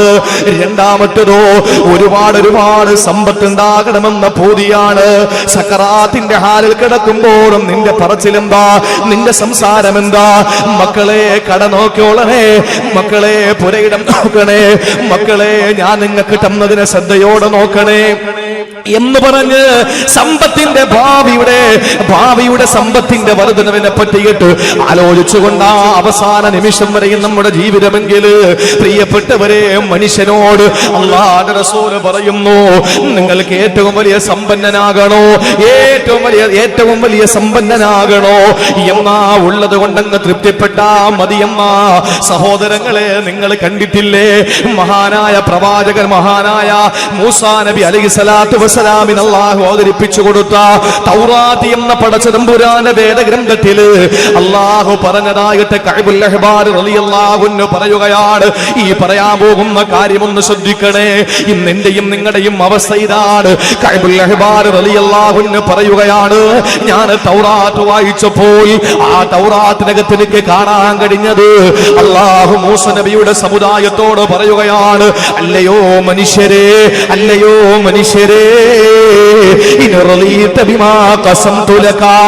ഞാൻ നിങ്ങൾക്ക് തന്നത് നിങ്ങളങ്ങ് തൃപ്തിപ്പെട്ടാൽ, ഈ വാക്കൊന്ന് ഗൗനിച്ചു കേൾക്കണേ, ഈ വാക്കൊന്ന് ശ്രദ്ധയോടെ കേൾക്കണേ. ഇന്ന് എന്റെ അവസ്ഥ ഇതാണ്, നിങ്ങളുടെ അവസ്ഥ ഇതാണ്, മുഴുവൻ കച്ചവടക്കാരുടെ അവസ്ഥയും ഇതാണ്, മുഴുവൻ ബിസിനസ്സുകാരുടെയും അവസ്ഥ ഇതാണ്, മുഴുവൻ കച്ചവടക്കാരുടെയും സമ്പന്നന്റെയും അവസ്ഥ ഇതാണ്. അല്ലാഹുവിന്റെ തൗറാത്ത് എന്ന വേദഗ്രന്ഥത്തില് മൂസാ നബിയോട് പടച്ചതമ്പുരാൻ പറയുകയാണ്, യാ മൂസാ, അങ്ങ് ജനതയോട് പറയണമിന് റളിയത ബിമാ ഖസംതു ലക, ഞാൻ നിങ്ങൾക്ക് തന്നത് നിങ്ങളങ്ങ് തൃപ്തിപ്പെട്ടാൽ എന്ന് പറഞ്ഞാൽ പെങ്ങളെ, നിങ്ങൾക്ക് ടെറസിട്ട വീട്ടില്, കോൺക്രീറ്റ് ഇട്ട വീട്ടിലാണ് കിടക്കാനുള്ള ഭാഗ്യം തന്നതെങ്കിൽ അൽഹംദുലില്ലാഹ് അതങ്ങ് തൃപ്തിപ്പെടണം. അതല്ലാതെ നിങ്ങൾ ആഗ്രഹിക്കേണ്ടത് ഒരു ബഹുനില കെട്ടിടമാണ്, ഒരു വലിയ ഫ്ലാറ്റാണ്, ഒരു വലിയ ഫ്ലാറ്റാണ്. അത് നിങ്ങൾ ചിന്തിക്കണ്ട, നിങ്ങളുടെ മനസ്സിൽ ആഗ്രഹം വേണ്ട. നിങ്ങൾക്ക് കിടക്കാൻ ഓടിട്ട വീടാണ് അല്ലാഹു തന്നത്. അൽഹംദുലില്ലാഹ്, തൃപ്തിപ്പെടണേ, തൃപ്തിപ്പെടണേ. അതല്ലാതെ മണിമാളികയിലേക്ക് നിങ്ങളെ കണ്ണുമാറൽ പോകല്ലേ. അതല്ലെങ്കിൽ നിങ്ങൾക്ക് ഓല കെട്ടിയ വീട്ടിലാണ് കിടക്കാൻ വിധിയെങ്കിൽ അല്ലാഹു നിങ്ങൾക്ക് അപ്പറേ തന്നിട്ടുള്ളൂ എന്ന് ചിന്തിക്കുക. എന്റെ പ്രിയപ്പെട്ടവരെ, നിങ്ങൾക്ക് റബ്ബ് തന്നത് കൊണ്ട് തൃപ്തിപ്പെട്ടാൽ നിങ്ങളുടെ ഹൃദയത്തിനും നിങ്ങളുടെ ശരീരത്തിനും ഞാൻ റാഹത്ത് തരുന്നതാണ്. മനസ്സിനകത്ത് സന്തോഷമാണ്, ശരീരത്തിന് ആരോഗ്യമാണ്. കാരണമെന്തേ സമ്പത്തുണ്ടാകാൻ വേണ്ടിയിട്ട് പാതിരാത്രി ഉറക്കമൊഴിയൂല, വാരിക്കൂട്ടാനുള്ള വെപ്രാളം നിങ്ങൾക്കില്ല. എനിക്ക് എന്റെ പടച്ചവനെ തന്നതപ്പറയാണ് അൽഹംദുലില്ലാഹ്. ഈ ഒരു ചിന്തയോടെ ജീവിക്കുമ്പോ നിങ്ങളുടെ ശരീരത്തിനും നിങ്ങളുടെ മനസ്സിനും വലിയ സന്തോഷമാണ്. എന്നിട്ട് അല്ലാഹു പറയുന്നു, വാന്ത മഹ്മൂദുൻ ഇന്ദി, ഞാൻ നീ എന്റെ അടുക്കൽ സ്തുതിക്കപ്പെട്ടവനാണ്. ഇനി നേരെ മറിച്ച് നിങ്ങളൊന്ന് ചിന്തിക്കണേ. അല്ലാഹു പറയുന്നു, വഇല്ലമ തറല ബിമാ ഖസംതു ലക, ഞാൻ നിനക്ക് തന്നത് നീ തൃപ്തിപ്പെട്ടിട്ടില്ല, ഞാൻ നിനക്ക് തന്നത് നീ തൃപ്തിപ്പെട്ടിട്ടില്ല. അതുകൊണ്ടല്ലേ പലിശയ്ക്ക് പണമെടുക്കുന്നത്, അതുകൊണ്ടല്ലേ ലോട്ടറി ടിക്കറ്റ് എടുക്കുന്നത്, അതുകൊണ്ടല്ലേ രാവും പകലുമില്ലാതെ ഓടി നടക്കുന്നത്. ഞാൻ നിനക്ക് തന്നതിൽ നീ തൃപ്തിപ്പെട്ടില്ല എങ്കിൽ സല്ലത്തു അലൈക ദുനിയാ, അല്ലാഹു പറയുന്നു, ദുനിയാവിനെ നിനക്ക് ഞാൻ അധികാരപ്പെടുത്തുന്നതാണ്. പിന്നെ നമ്മളെ ഭരിക്കുന്ന പണമാണ്, പിന്നെ നമ്മളെ ഭരിക്കുന്നത് വീടാണ്, പിന്നെ നമ്മളെ ഭരിക്കുന്ന നമ്മുടെ സമ്പത്താണ്, പിന്നെ നമ്മളെ ഭരിക്കുന്ന നമ്മുടെ സ്വർണ്ണാഭരണമാണ്. ഇത് നമ്മളെ ഭരിക്കാൻ തുടങ്ങും, ഇത് നമ്മളെ ഭരിക്കാൻ തുടങ്ങും. ദുനിയാവിനെ അല്ലാഹു അധികാരപ്പെടുത്തുമ്പോൾ സഹോദരങ്ങളെ, അല്ലാഹു പറയുന്നു, ഹത്താ തർകുല ഫീഹാ കറഖലിൽ വഹിശി ഫിൽ ബരിയ. അല്ലാഹു പറഞ്ഞത്ര കറക്റ്റാണ്, അല്ലാഹു പറഞ്ഞത്ര കൃത്യമാണ്. അല്ലാഹു പറയുന്നു, ഹത്താ തർകുല ഫീഹാ കറഖലിൽ വഹിശി ഫിൽ ബരിയ. കരയിലൂടെ മൃഗങ്ങൾ ഓടി നടക്കും പോലെ നിങ്ങൾ ഓടി നടക്കുമെന്നാണ്. ചില കച്ചവടക്കാരെ പറ്റി നിങ്ങൾ കേട്ടിട്ടില്ലേ? ചില സമ്പന്നര് പറയൂലേ, ഉസ്താദേ പല്ല് തേച്ചിട്ട് ആഴ്ചകളായി, ബാത്റൂമിൽ പോയിട്ട് മാസങ്ങളായി, ഞാൻ വല്ലതും കഴിച്ചിട്ട് ആഴ്ചകളായി, ഒന്നുറങ്ങിയ കാലം മറന്നു ഉസ്താദേ. എന്താ പറ്റിയത്? ഒരു കട തുറക്കുമ്പോൾ അടുത്ത സ്ഥാപനത്തിൽ നിന്ന് വിളി വരികയാണ്, അവിടെ പോകും. അവിടെ ചെല്ലുമ്പോൾ അടുത്ത കടയിൽ നിന്ന് വിളി വരുന്നു, അവിടെ പോകുന്നു. ഇവിടെ ബംഗാളിയാണ്, അവിടെ മലയാളിയാണ്, അപ്പുറത്ത് നിൽക്കുന്നവരൊക്കെ കുഴപ്പക്കാരാണ്. എന്റെ കണ്ണില്ലെങ്കിൽ അവര് മോട്ടിക്കും, എന്റെ കണ്ണില്ലെങ്കിൽ അവര് കച്ചവടമോ കുഴിതോണ്ട് എന്ന് പറഞ്ഞിട്ട് അങ്ങോട്ടും ഇങ്ങോട്ടും കരയിലൂടെ മൃഗങ്ങൾ ഓടും പോലെ ഓടുന്നില്ലേ? അല്ലാഹു പറയുകയാണ്, എന്റെ വളർമയെ തന്നെയാണ് സത്യം, എന്റെ ഉന്നതിയെ തന്നെയാണ് സത്യം. ലാ തനാലു മിൻഹാ ഇല്ലാ മാ ഖദ്ദറതു ലക. ഞാൻ നിനക്ക് നിശ്ചയിച്ചതല്ലാതെ നിനക്ക് ഒന്നും നേടാൻ പറ്റൂല. ഇനി എത്ര ഓടിയാലും അല്ലാഹു നമുക്കൊന്ന് വിധിച്ചിട്ടുണ്ട്. ഇനി എത്ര ഓടിയാലും പടച്ചോ നമുക്കൊന്ന് വിധിച്ചിട്ടുണ്ട്. അതല്ലാതെ നമുക്ക് കിട്ടൂല. ദുനിയാവ് മുഴുവനും വാരിപ്പിടിക്കാനും വെട്ടിപ്പിടിക്കാനും ഞാനും നിങ്ങളും നെട്ടോട്ടമോടുമ്പോ ഈ ദുനിയാവ് നമ്മളെ ഭരിക്കുമെന്നതിനെ പുറത്ത് ഒന്നും നമുക്ക് നേടാൻ പറ്റില്ലെന്ന് അല്ലാഹു റബ്ബുൽ ഇസ്സത്ത് തൗറാത്തിലൂടെ രേഖപ്പെടുത്തിയെന്ന് മഹാനായ കഅബുൽ അഹ്ബാർ റളിയല്ലാഹു അൻഹു പഠിപ്പിക്കുന്നു. ശരിയല്ലേ? ഒരു രാജാവിന്റെ മുമ്പിൽ ഒരാൾ ഓടി വന്നിട്ട് പറഞ്ഞു, എനിക്കൊന്നുമില്ല, എനിക്കൊന്നുമില്ല. ആ സമയത്ത് രാജാവ് പറഞ്ഞത്, നിനക്കൊന്നുമില്ലേ? അതെനിക്കൊന്നുമില്ല. കണ്ടില്ലേ, കവള് കുടിഞ്ഞു, കണ്ണു കുടിഞ്ഞു, വയറൊട്ടി, എല്ലുന്തി, എനിക്കൊന്നും ഒന്നുമില്ല. ആ സമയത്ത് രാജാവ് ചോദിച്ചു, നിനക്ക് എന്താ വേണ്ടത്? നിനക്ക് എന്താ വേണ്ടത്? ആ സമയത്ത് അയാൾ പറഞ്ഞു, അത്ര എന്ത് തന്നാലും ഞാൻ ആഗ്രഹിക്കുന്നു, എന്ത് കിട്ടിയാലും എനിക്ക് വേണം. രാജാവ് പറഞ്ഞൊരു കാര്യം ചെയ്, നിനക്ക് കുറച്ച് സ്ഥലം ഞാൻ നിനക്ക് തന്നേക്കാം. ആയിക്കോട്ടെ, എനിക്കത് തന്നെയാണ് ആഗ്രഹം. ഇന്നലെ വരെ എന്നെ ആട്ടി ഓടിച്ചവരെയും ഇന്നലെ വരെ എന്നെ തള്ളി പറഞ്ഞവന്റെയും മുമ്പിൽ എനിക്ക് നിവർന്ന് നിൽക്കണം, അഹങ്കാരത്തോടെ എനിക്ക് നിൽക്കണം. അതുകൊണ്ട് കുറച്ച് ഭൂമി തരാൻ പറയുന്നത്. എത്ര വേണം? അത് നിങ്ങളുടെ കാരുണ്യം പോലെ ആയിക്കോട്ടെ. രാജാവ് പറഞ്ഞൊരു കാര്യം ചെയ്യാം, നീ ഇവിടെ നിന്ന് നടക്ക്, ഇവിടെ നിന്ന് നടക്ക്, നീ നടന്ന് എവിടെ നിൽക്കുവോ അവിടം വരെ എഴുതി തന്നേക്കാം. ഓ, നമ്മളോടങ്ങാൻ അങ്ങനെ പറഞ്ഞാ പടച്ചോനെ അല്ലേ? നമ്മളെ നടക്കും, ഭാര്യ പിന്നാലെ ആഹാരമായിട്ട് ഓടും. നിൽക്കാൻ സമ്മതിക്കുവോ? ഭാര്യ നിൽക്കാൻ സമ്മതിക്കുവോ? നമുക്കിനി കാല് വേദനിച്ചിട്ട് നിൽക്കാൻ ഒരുങ്ങിയാൽ പോലും ഭാര്യ പറയും, ഒരു ചുവടൂടെ അങ്ങോട്ട് വെക്കും, അത്രയും കിട്ടിയ അത്രയായില്ലേ? അങ്ങനെ ഈ മനുഷ്യൻ നടക്കാൻ തുടങ്ങി. ഈ മനുഷ്യൻ നടന്ന് നടന്ന് നടന്ന് കുറച്ചു ദൂരെ എത്തിയിട്ട് തിരിഞ്ഞു നോക്കിയപ്പോ സുബ്ഹാനല്ലാഹ്, ഇത്രയും എനിക്കായോ? എന്നാ പിന്നെ കുറച്ചുകൂടെ ആയിക്കോട്ടെ. വീണ്ടും നടന്നു, വീണ്ടും നടന്നു. അങ്ങനെ നടന്ന് നടന്ന് നടന്ന് ഈ മനുഷ്യൻ ഒരുപാട് ദൂരം, ബഹുദൂരം യാത്ര ചെയ്തിട്ട് ഇയാൾ തിരിഞ്ഞു നോക്കിയപ്പോൾ കണ്ണെത്താ ദൂരത്തോളം തന്റെ അധീനതയിലായി. അയാള് പിന്നെ നിൽക്കോ? ഒരൊറ്റ ഓട്ടം. അയാൾ ഓടി, അയാൾ ഓടി. അങ്ങനെ ഓടി ഓടി ഓടി തെങ്ങും തോട്ടത്തിൽ ഇറങ്ങി, വാഴത്തോട്ടത്തിൽ കയറി, റബ്ബറും തോട്ടത്തിൽ കയറി, കവുങ്ങിൻ തോട്ടത്തിൽ കയറി, എല്ലാ സ്ഥലത്തും ഓടി ഓടി ഓടി ഓടി. നിൽക്കുന്നില്ല. പട്ടാളക്കാര് കുതിരപ്പുറത്ത് പോയി. കാരണം എന്താ? അവൻ ആക്രാന്തം കൊണ്ട് ഓടുന്നതാ, എവരാണെങ്കിലോ അളക്കാൻ വേണ്ടി ഓടുന്നതാ. അങ്ങനെ ഓടി അവസാനം ഓടി ഓടി കൊട്ടാരത്തിന്റെ മറുവശത്ത് വന്നു. കൊട്ടാരത്തിന്റെ മറുവശത്ത് വന്ന് ഇവൻ അങ്ങനെ അങ്ങ് നിന്നു. പെട്ടെന്ന് ഈത്തപ്പന തടി വീഴുമ്പോൾ ഒരൊറ്റ വീഴ്ചയാണ് കൊട്ടാരമുറ്റത്ത്. വായിലൂടെ നുരയും പതയും വന്നു. ചെന്ന് നോക്കുമ്പോഴേക്ക് ജീവനില്ല. ഇത്രയും ഓടിയാ പിന്നെ മനുഷ്യൻ മരിച്ചു, BP കൂടിയിട്ട്. അങ്ങനെ ഈ മനുഷ്യൻ കൊട്ടാരമുറ്റത്ത് വീണങ്ങ് മരിച്ചപ്പോ ബന്ധുക്കൾ വന്നിട്ട് ചോദിച്ചു, രാജാവേ, ഇയാൾക്ക് കിട്ടാനുള്ളത് വേറെ ആർക്കെങ്കിലും കിട്ടുമോ? അതാ നമ്മുടെ കാര്യം, നമ്മുടെ അത്യാഗ്രഹം അങ്ങനാണ്. ഇയാൾക്ക് കിട്ടാനുള്ളത് വേറെ ആർക്കെങ്കിലും ബന്ധുക്കൾക്ക് കിട്ടുമോ? രാജാവ് പറഞ്ഞു, ഇല്ല, ഞാനും ഇയാളും തമ്മിലുള്ള ഒരു വാക്കായിരുന്നു. രാജാവ് ചോദിച്ചു, ഇനി എന്ത് ചെയ്യണം? ബന്ധുക്കൾ പറഞ്ഞു, ഇയാളെ കുഴിച്ചിടാൻ ഒരു 6 അടി മണ്ണ് കൊടുക്കുക, അത്ര മതി. അങ്ങനെ കൊട്ടാരത്തിന്റെ ഏതോ ഒരു ഭാഗത്ത് മണ്ണ് കുഴിയെടുത്ത് അതിനകത്ത് അടക്കി. ഇത്രയും അയാൾ ഓടിയിട്ട് അയാൾക്ക് ഉപകരിച്ചത് എന്താണ്? 6 അടി മണ്ണ്. പല്ല് തേച്ചില്ല ഉസ്താദേ. ഓ, സമയം വേണ്ടേ തേക്കാൻ. ബാത്റൂമിൽ പോയില്ല, ഭക്ഷണം കഴിച്ചില്ല, ഉറങ്ങിയിട്ട് എത്ര നാളായി, വീട്ടിൽ പോയിട്ട് എത്ര ദിവസമായി. ഇത് തന്നെ മൃഗങ്ങളുടെയും ജോലി. മൃഗങ്ങൾ വഴിയിൽ നിന്നുകൊണ്ട് പല്ല് തേക്കുവോ? അവർ ഡ്രസ്സ് ചേഞ്ച് ചെയ്യോ? അവർ കുളിക്കുവോ? ഒന്നുമില്ല. പിന്നെ മലമൂത്ര വിസർജനം തനിയത് നടന്നോളും. എന്റെ പ്രിയപ്പെട്ട സഹോദരങ്ങളെ, ഇതുപോലെ മനുഷ്യൻ അങ്ങോട്ടും ഇങ്ങോട്ടും സമ്പാദനത്തിനു വേണ്ടി ഓടി നടക്കുമ്പോൾ അള്ളാഹു പറഞ്ഞു, ഞാൻ തമ്മിൽ തൃപ്തിപ്പെടാത്തതിന്റെ പേരിലാണ്.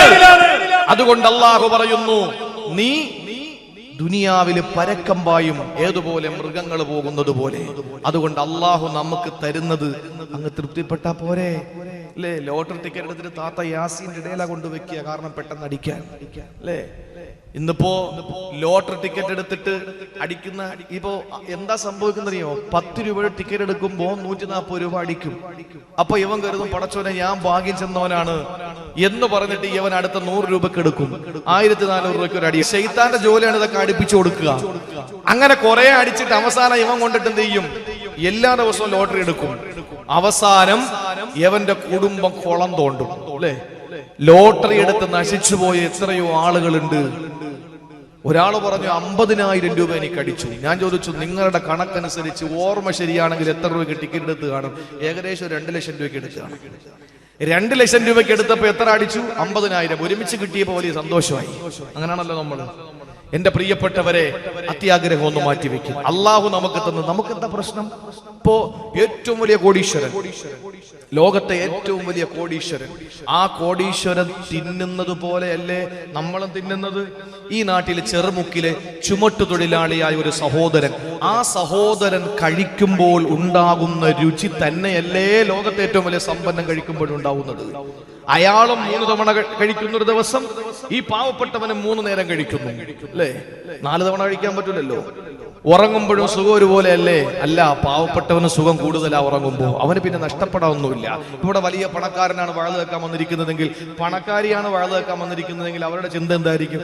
പടച്ചോനെ അലമാരാരെങ്കിലും കുത്തിപ്പൊളിക്കോ, നാട്ടിലെ വാഴലുണ്ടെന്ന കള്ളന്മാരറിഞ്ഞാൽ അവിടെ ചെല്ലും, നമ്മളൊക്കെ ഇഞ്ഞ് വന്നതറിഞ്ഞിട്ട് എന്നും പറഞ്ഞ് ആകെ ഒരു വെപ്രാളമാണ്. നിർത്തിയിരുന്നെങ്കിൽ കൊള്ളാം, ആയത്തു ഹദീസൊക്കെ മതി ഉസ്താദെ, പെട്ടെന്നൊന്ന് പോകട്ട് എന്ന് പറഞ്ഞിട്ട് മനസ്സിനകത്തുള്ള ചിന്ത ഇതാണ്: കള്ളം കയറുവോ എന്നുള്ള പേടി. ഒന്നും ഇല്ലാത്തവന് വീടും മലർക്കെ തുറന്നിട്ടിട്ട് വാഴ വെക്കാൻ വന്നിരിക്കുക. ഉസ്താദെ സുബൈ വരെ പറഞ്ഞോളി, ഒന്നുമില്ല അവിടെ.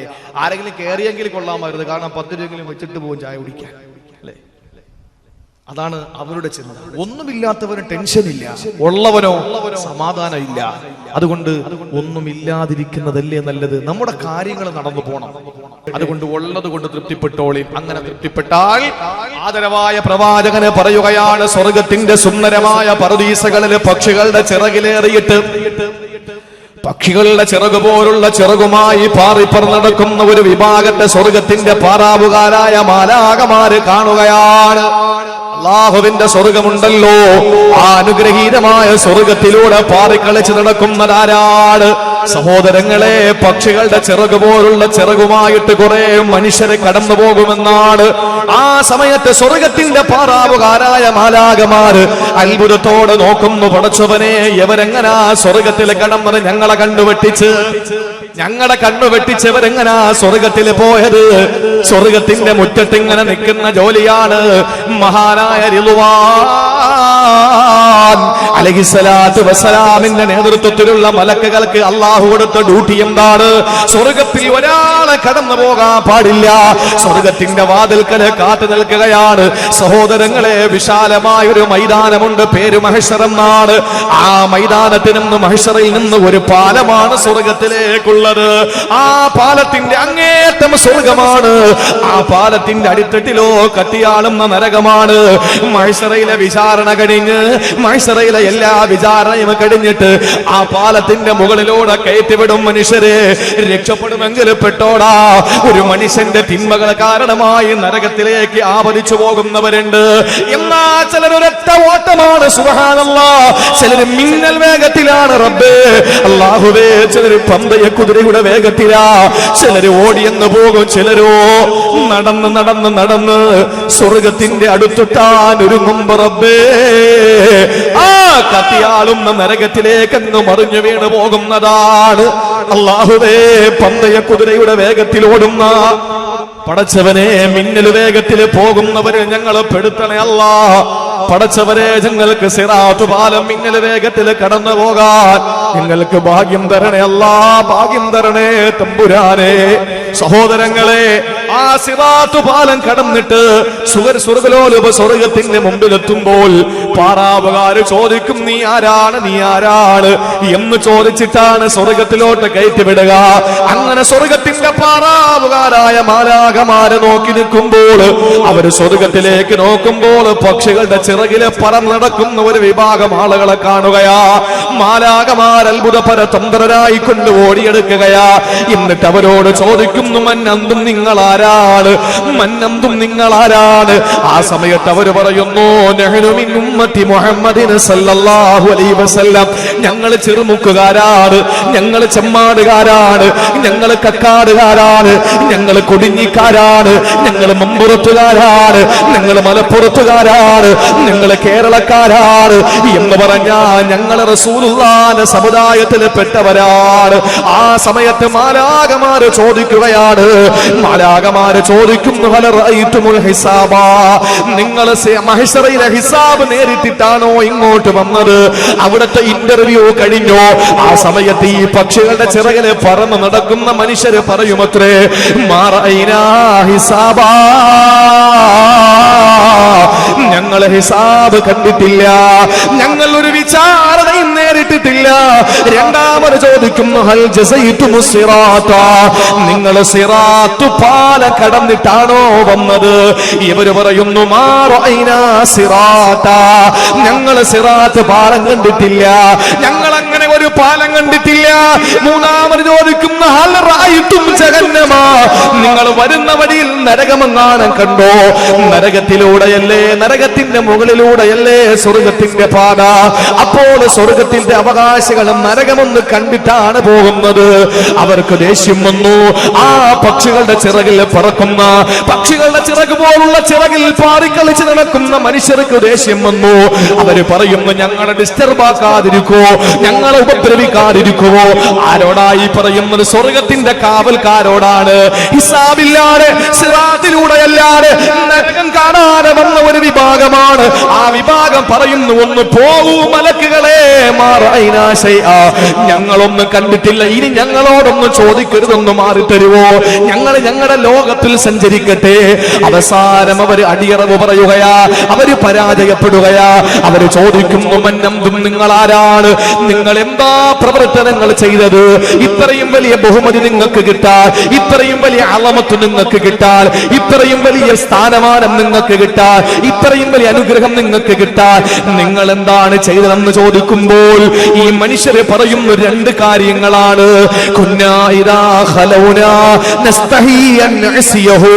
ഒന്ന്, ഞങ്ങൾ ഒറ്റക്കിരിക്കുമ്പോ റബ്ബിനെ സൂക്ഷിക്കുന്നവരാണ്.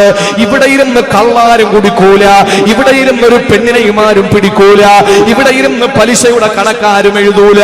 എന്താ കാര്യം? ആളുകൾ നിൽക്കുകയല്ലേ, ആളുകൾ കാണുകയല്ലേ. ഇവിടെ എങ്ങനെ കള്ളു കുടിക്കും, ഇവിടെ എങ്ങനെ പെണ്ണു പിടിക്കും, ഇവിടെ എങ്ങനെ പലിശ വാങ്ങും. പക്ഷേ വീട്ടിൽ ചെന്ന് അവന്റെ ഒറ്റക്കുള്ള ജീവിതമായാൽ, അവന്റെ പ്രൈവസിയിലോട്ട് കടന്നുപോയാൽ, അവന്റെ സ്വകാര്യതയിലോട്ട് കടന്നുപോയാൽ അവന്റെ തനി നിറമങ്ങ് മാറുകയാണ്, അവന്റെ നിറമങ്ങ് മാറുകയാണ്.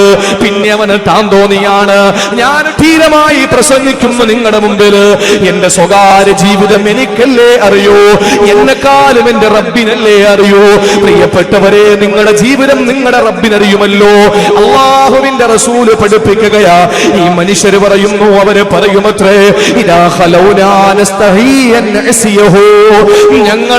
ഞങ്ങൾ ഒറ്റക്കിരിക്കുമ്പോ റബ്ബിനെ സൂക്ഷിച്ചവരാണ്. മഹാരഥന്മാര് ദ്വാരക്കുന്നത്, പടച്ച റബ്ബേ, ഞങ്ങളുടെ പരസ്യ ജീവിതത്തെക്കാൾ നന്മയുള്ളത് ഞങ്ങളുടെ രഹസ്യ ജീവിതമാക്കണേ അല്ലാ. ഞങ്ങളുടെ പരസ്യമായ ജീവിതത്തെക്കാൾ ഞങ്ങളുടെ സ്വകാര്യ ജീവിതമാക്കണേ റബ്ബേ എന്ന് ദുആരക്കുന്നവരാണ്. സഹോദരങ്ങളെ, രണ്ടാമത് അവര് പറയുകയാണ്, അല്ലാഹു ഞങ്ങൾക്ക് തന്നത് കുറവാണെങ്കിലും ഞങ്ങൾക്കത് മതിയെന്ന് ഞങ്ങൾ പറഞ്ഞവരാ. സഹോദരങ്ങളെ, പടച്ചവൻ ഞങ്ങൾക്ക് തന്നത് കുറച്ചാണ്. കോടിപതികളാക്കിയില്ല, ലക്ഷപ്രഭുക്കളാക്കിയില്ല, 1000 റിയാലുകൾ കയ്യിലുള്ളവരാക്കിയില്ല. അന്നന്ന് കിട്ടുന്ന വേതനത്തിന്റെ തുക കൊണ്ട് ഞാനും എന്റെ കുടുംബവും സന്തോഷത്തോടെ കഴിയുന്നു, ബാക്കിയൊന്നുമില്ല. എങ്കിലും അൽഹംദുലില്ലാഹ് ഞങ്ങൾ തൃപ്തരാണ് എന്ന് പറഞ്ഞുകൊണ്ട് ജീവിച്ചവരെ, ഉള്ളതുകൊണ്ട് തൃപ്തിപ്പെട്ടവരെ, നാളെ പക്ഷികളുടെ ചിറകിൽ പോലെ ചിറകുമായിട്ട് അല്ലാഹുവിന്റെ സ്വർഗത്തിൽ നിങ്ങൾക്ക് സന്തോഷത്തോടെ കടന്നു പോകാമെന്ന് ലോകത്തിന്റെ നായക, മദീനയുടെ മണവാള നബി മുഹമ്മദ് മുസ്തഫ അള്ളാഹു ആ ഭാഗ്യം നമുക്ക് തരട്ടെ. അതുകൊണ്ട് ഉള്ളത് കൊണ്ട് തൃപ്തിപ്പെട്ടോളി, ഉള്ളത് കൊണ്ട് തൃപ്തിപ്പെട്ടോളി. അള്ളാഹു തൗഫീക്ക് നൽകി അനുഗ്രഹിക്കുമാറാവട്ടെ. മൂന്നാമതായി അള്ളാഹുവിന്റെ റസൂല് പറഞ്ഞു, ഞാൻ അവസാനിപ്പിക്കുകയാണ്. മൂന്നാമതായി നബി തങ്ങൾ പറഞ്ഞു, നിനക്ക് മുഅ്മിനാകണം, നിനക്ക് ഏറ്റവും നല്ല മുഅ്മിനാകണം. നമ്മളൊക്കെ മുഅ്മിനീങ്ങളാണ് എന്ന ധാരണയാണ് നമുക്കുള്ളത്. പക്ഷേ ഒരു മുഅ്മിനിനുണ്ടാകേണ്ട വിശേഷണങ്ങളും ഗുണങ്ങളും ഒരു മുഅ്മിനിനുണ്ടാകേണ്ട അടയാളങ്ങളും അതൊക്കെ നമ്മൾ വിശദീകരിച്ചാൽ നമ്മളൊക്കെ മുഅ്മിനീങ്ങളുടെ ലിസ്റ്റിൽ നിന്ന് ഔട്ടായി പോകും. അള്ളാഹു ഈമാൻ വർദ്ധിപ്പിച്ചു തരട്ടെ. നമ്മളൊക്കെ മുസ്ലിമീങ്ങളാക്കി അള്ളാഹു അനുഗ്രഹിക്കുമാറാവട്ടെ. ആദരവായ പ്രവാചകന് പറയുന്നു,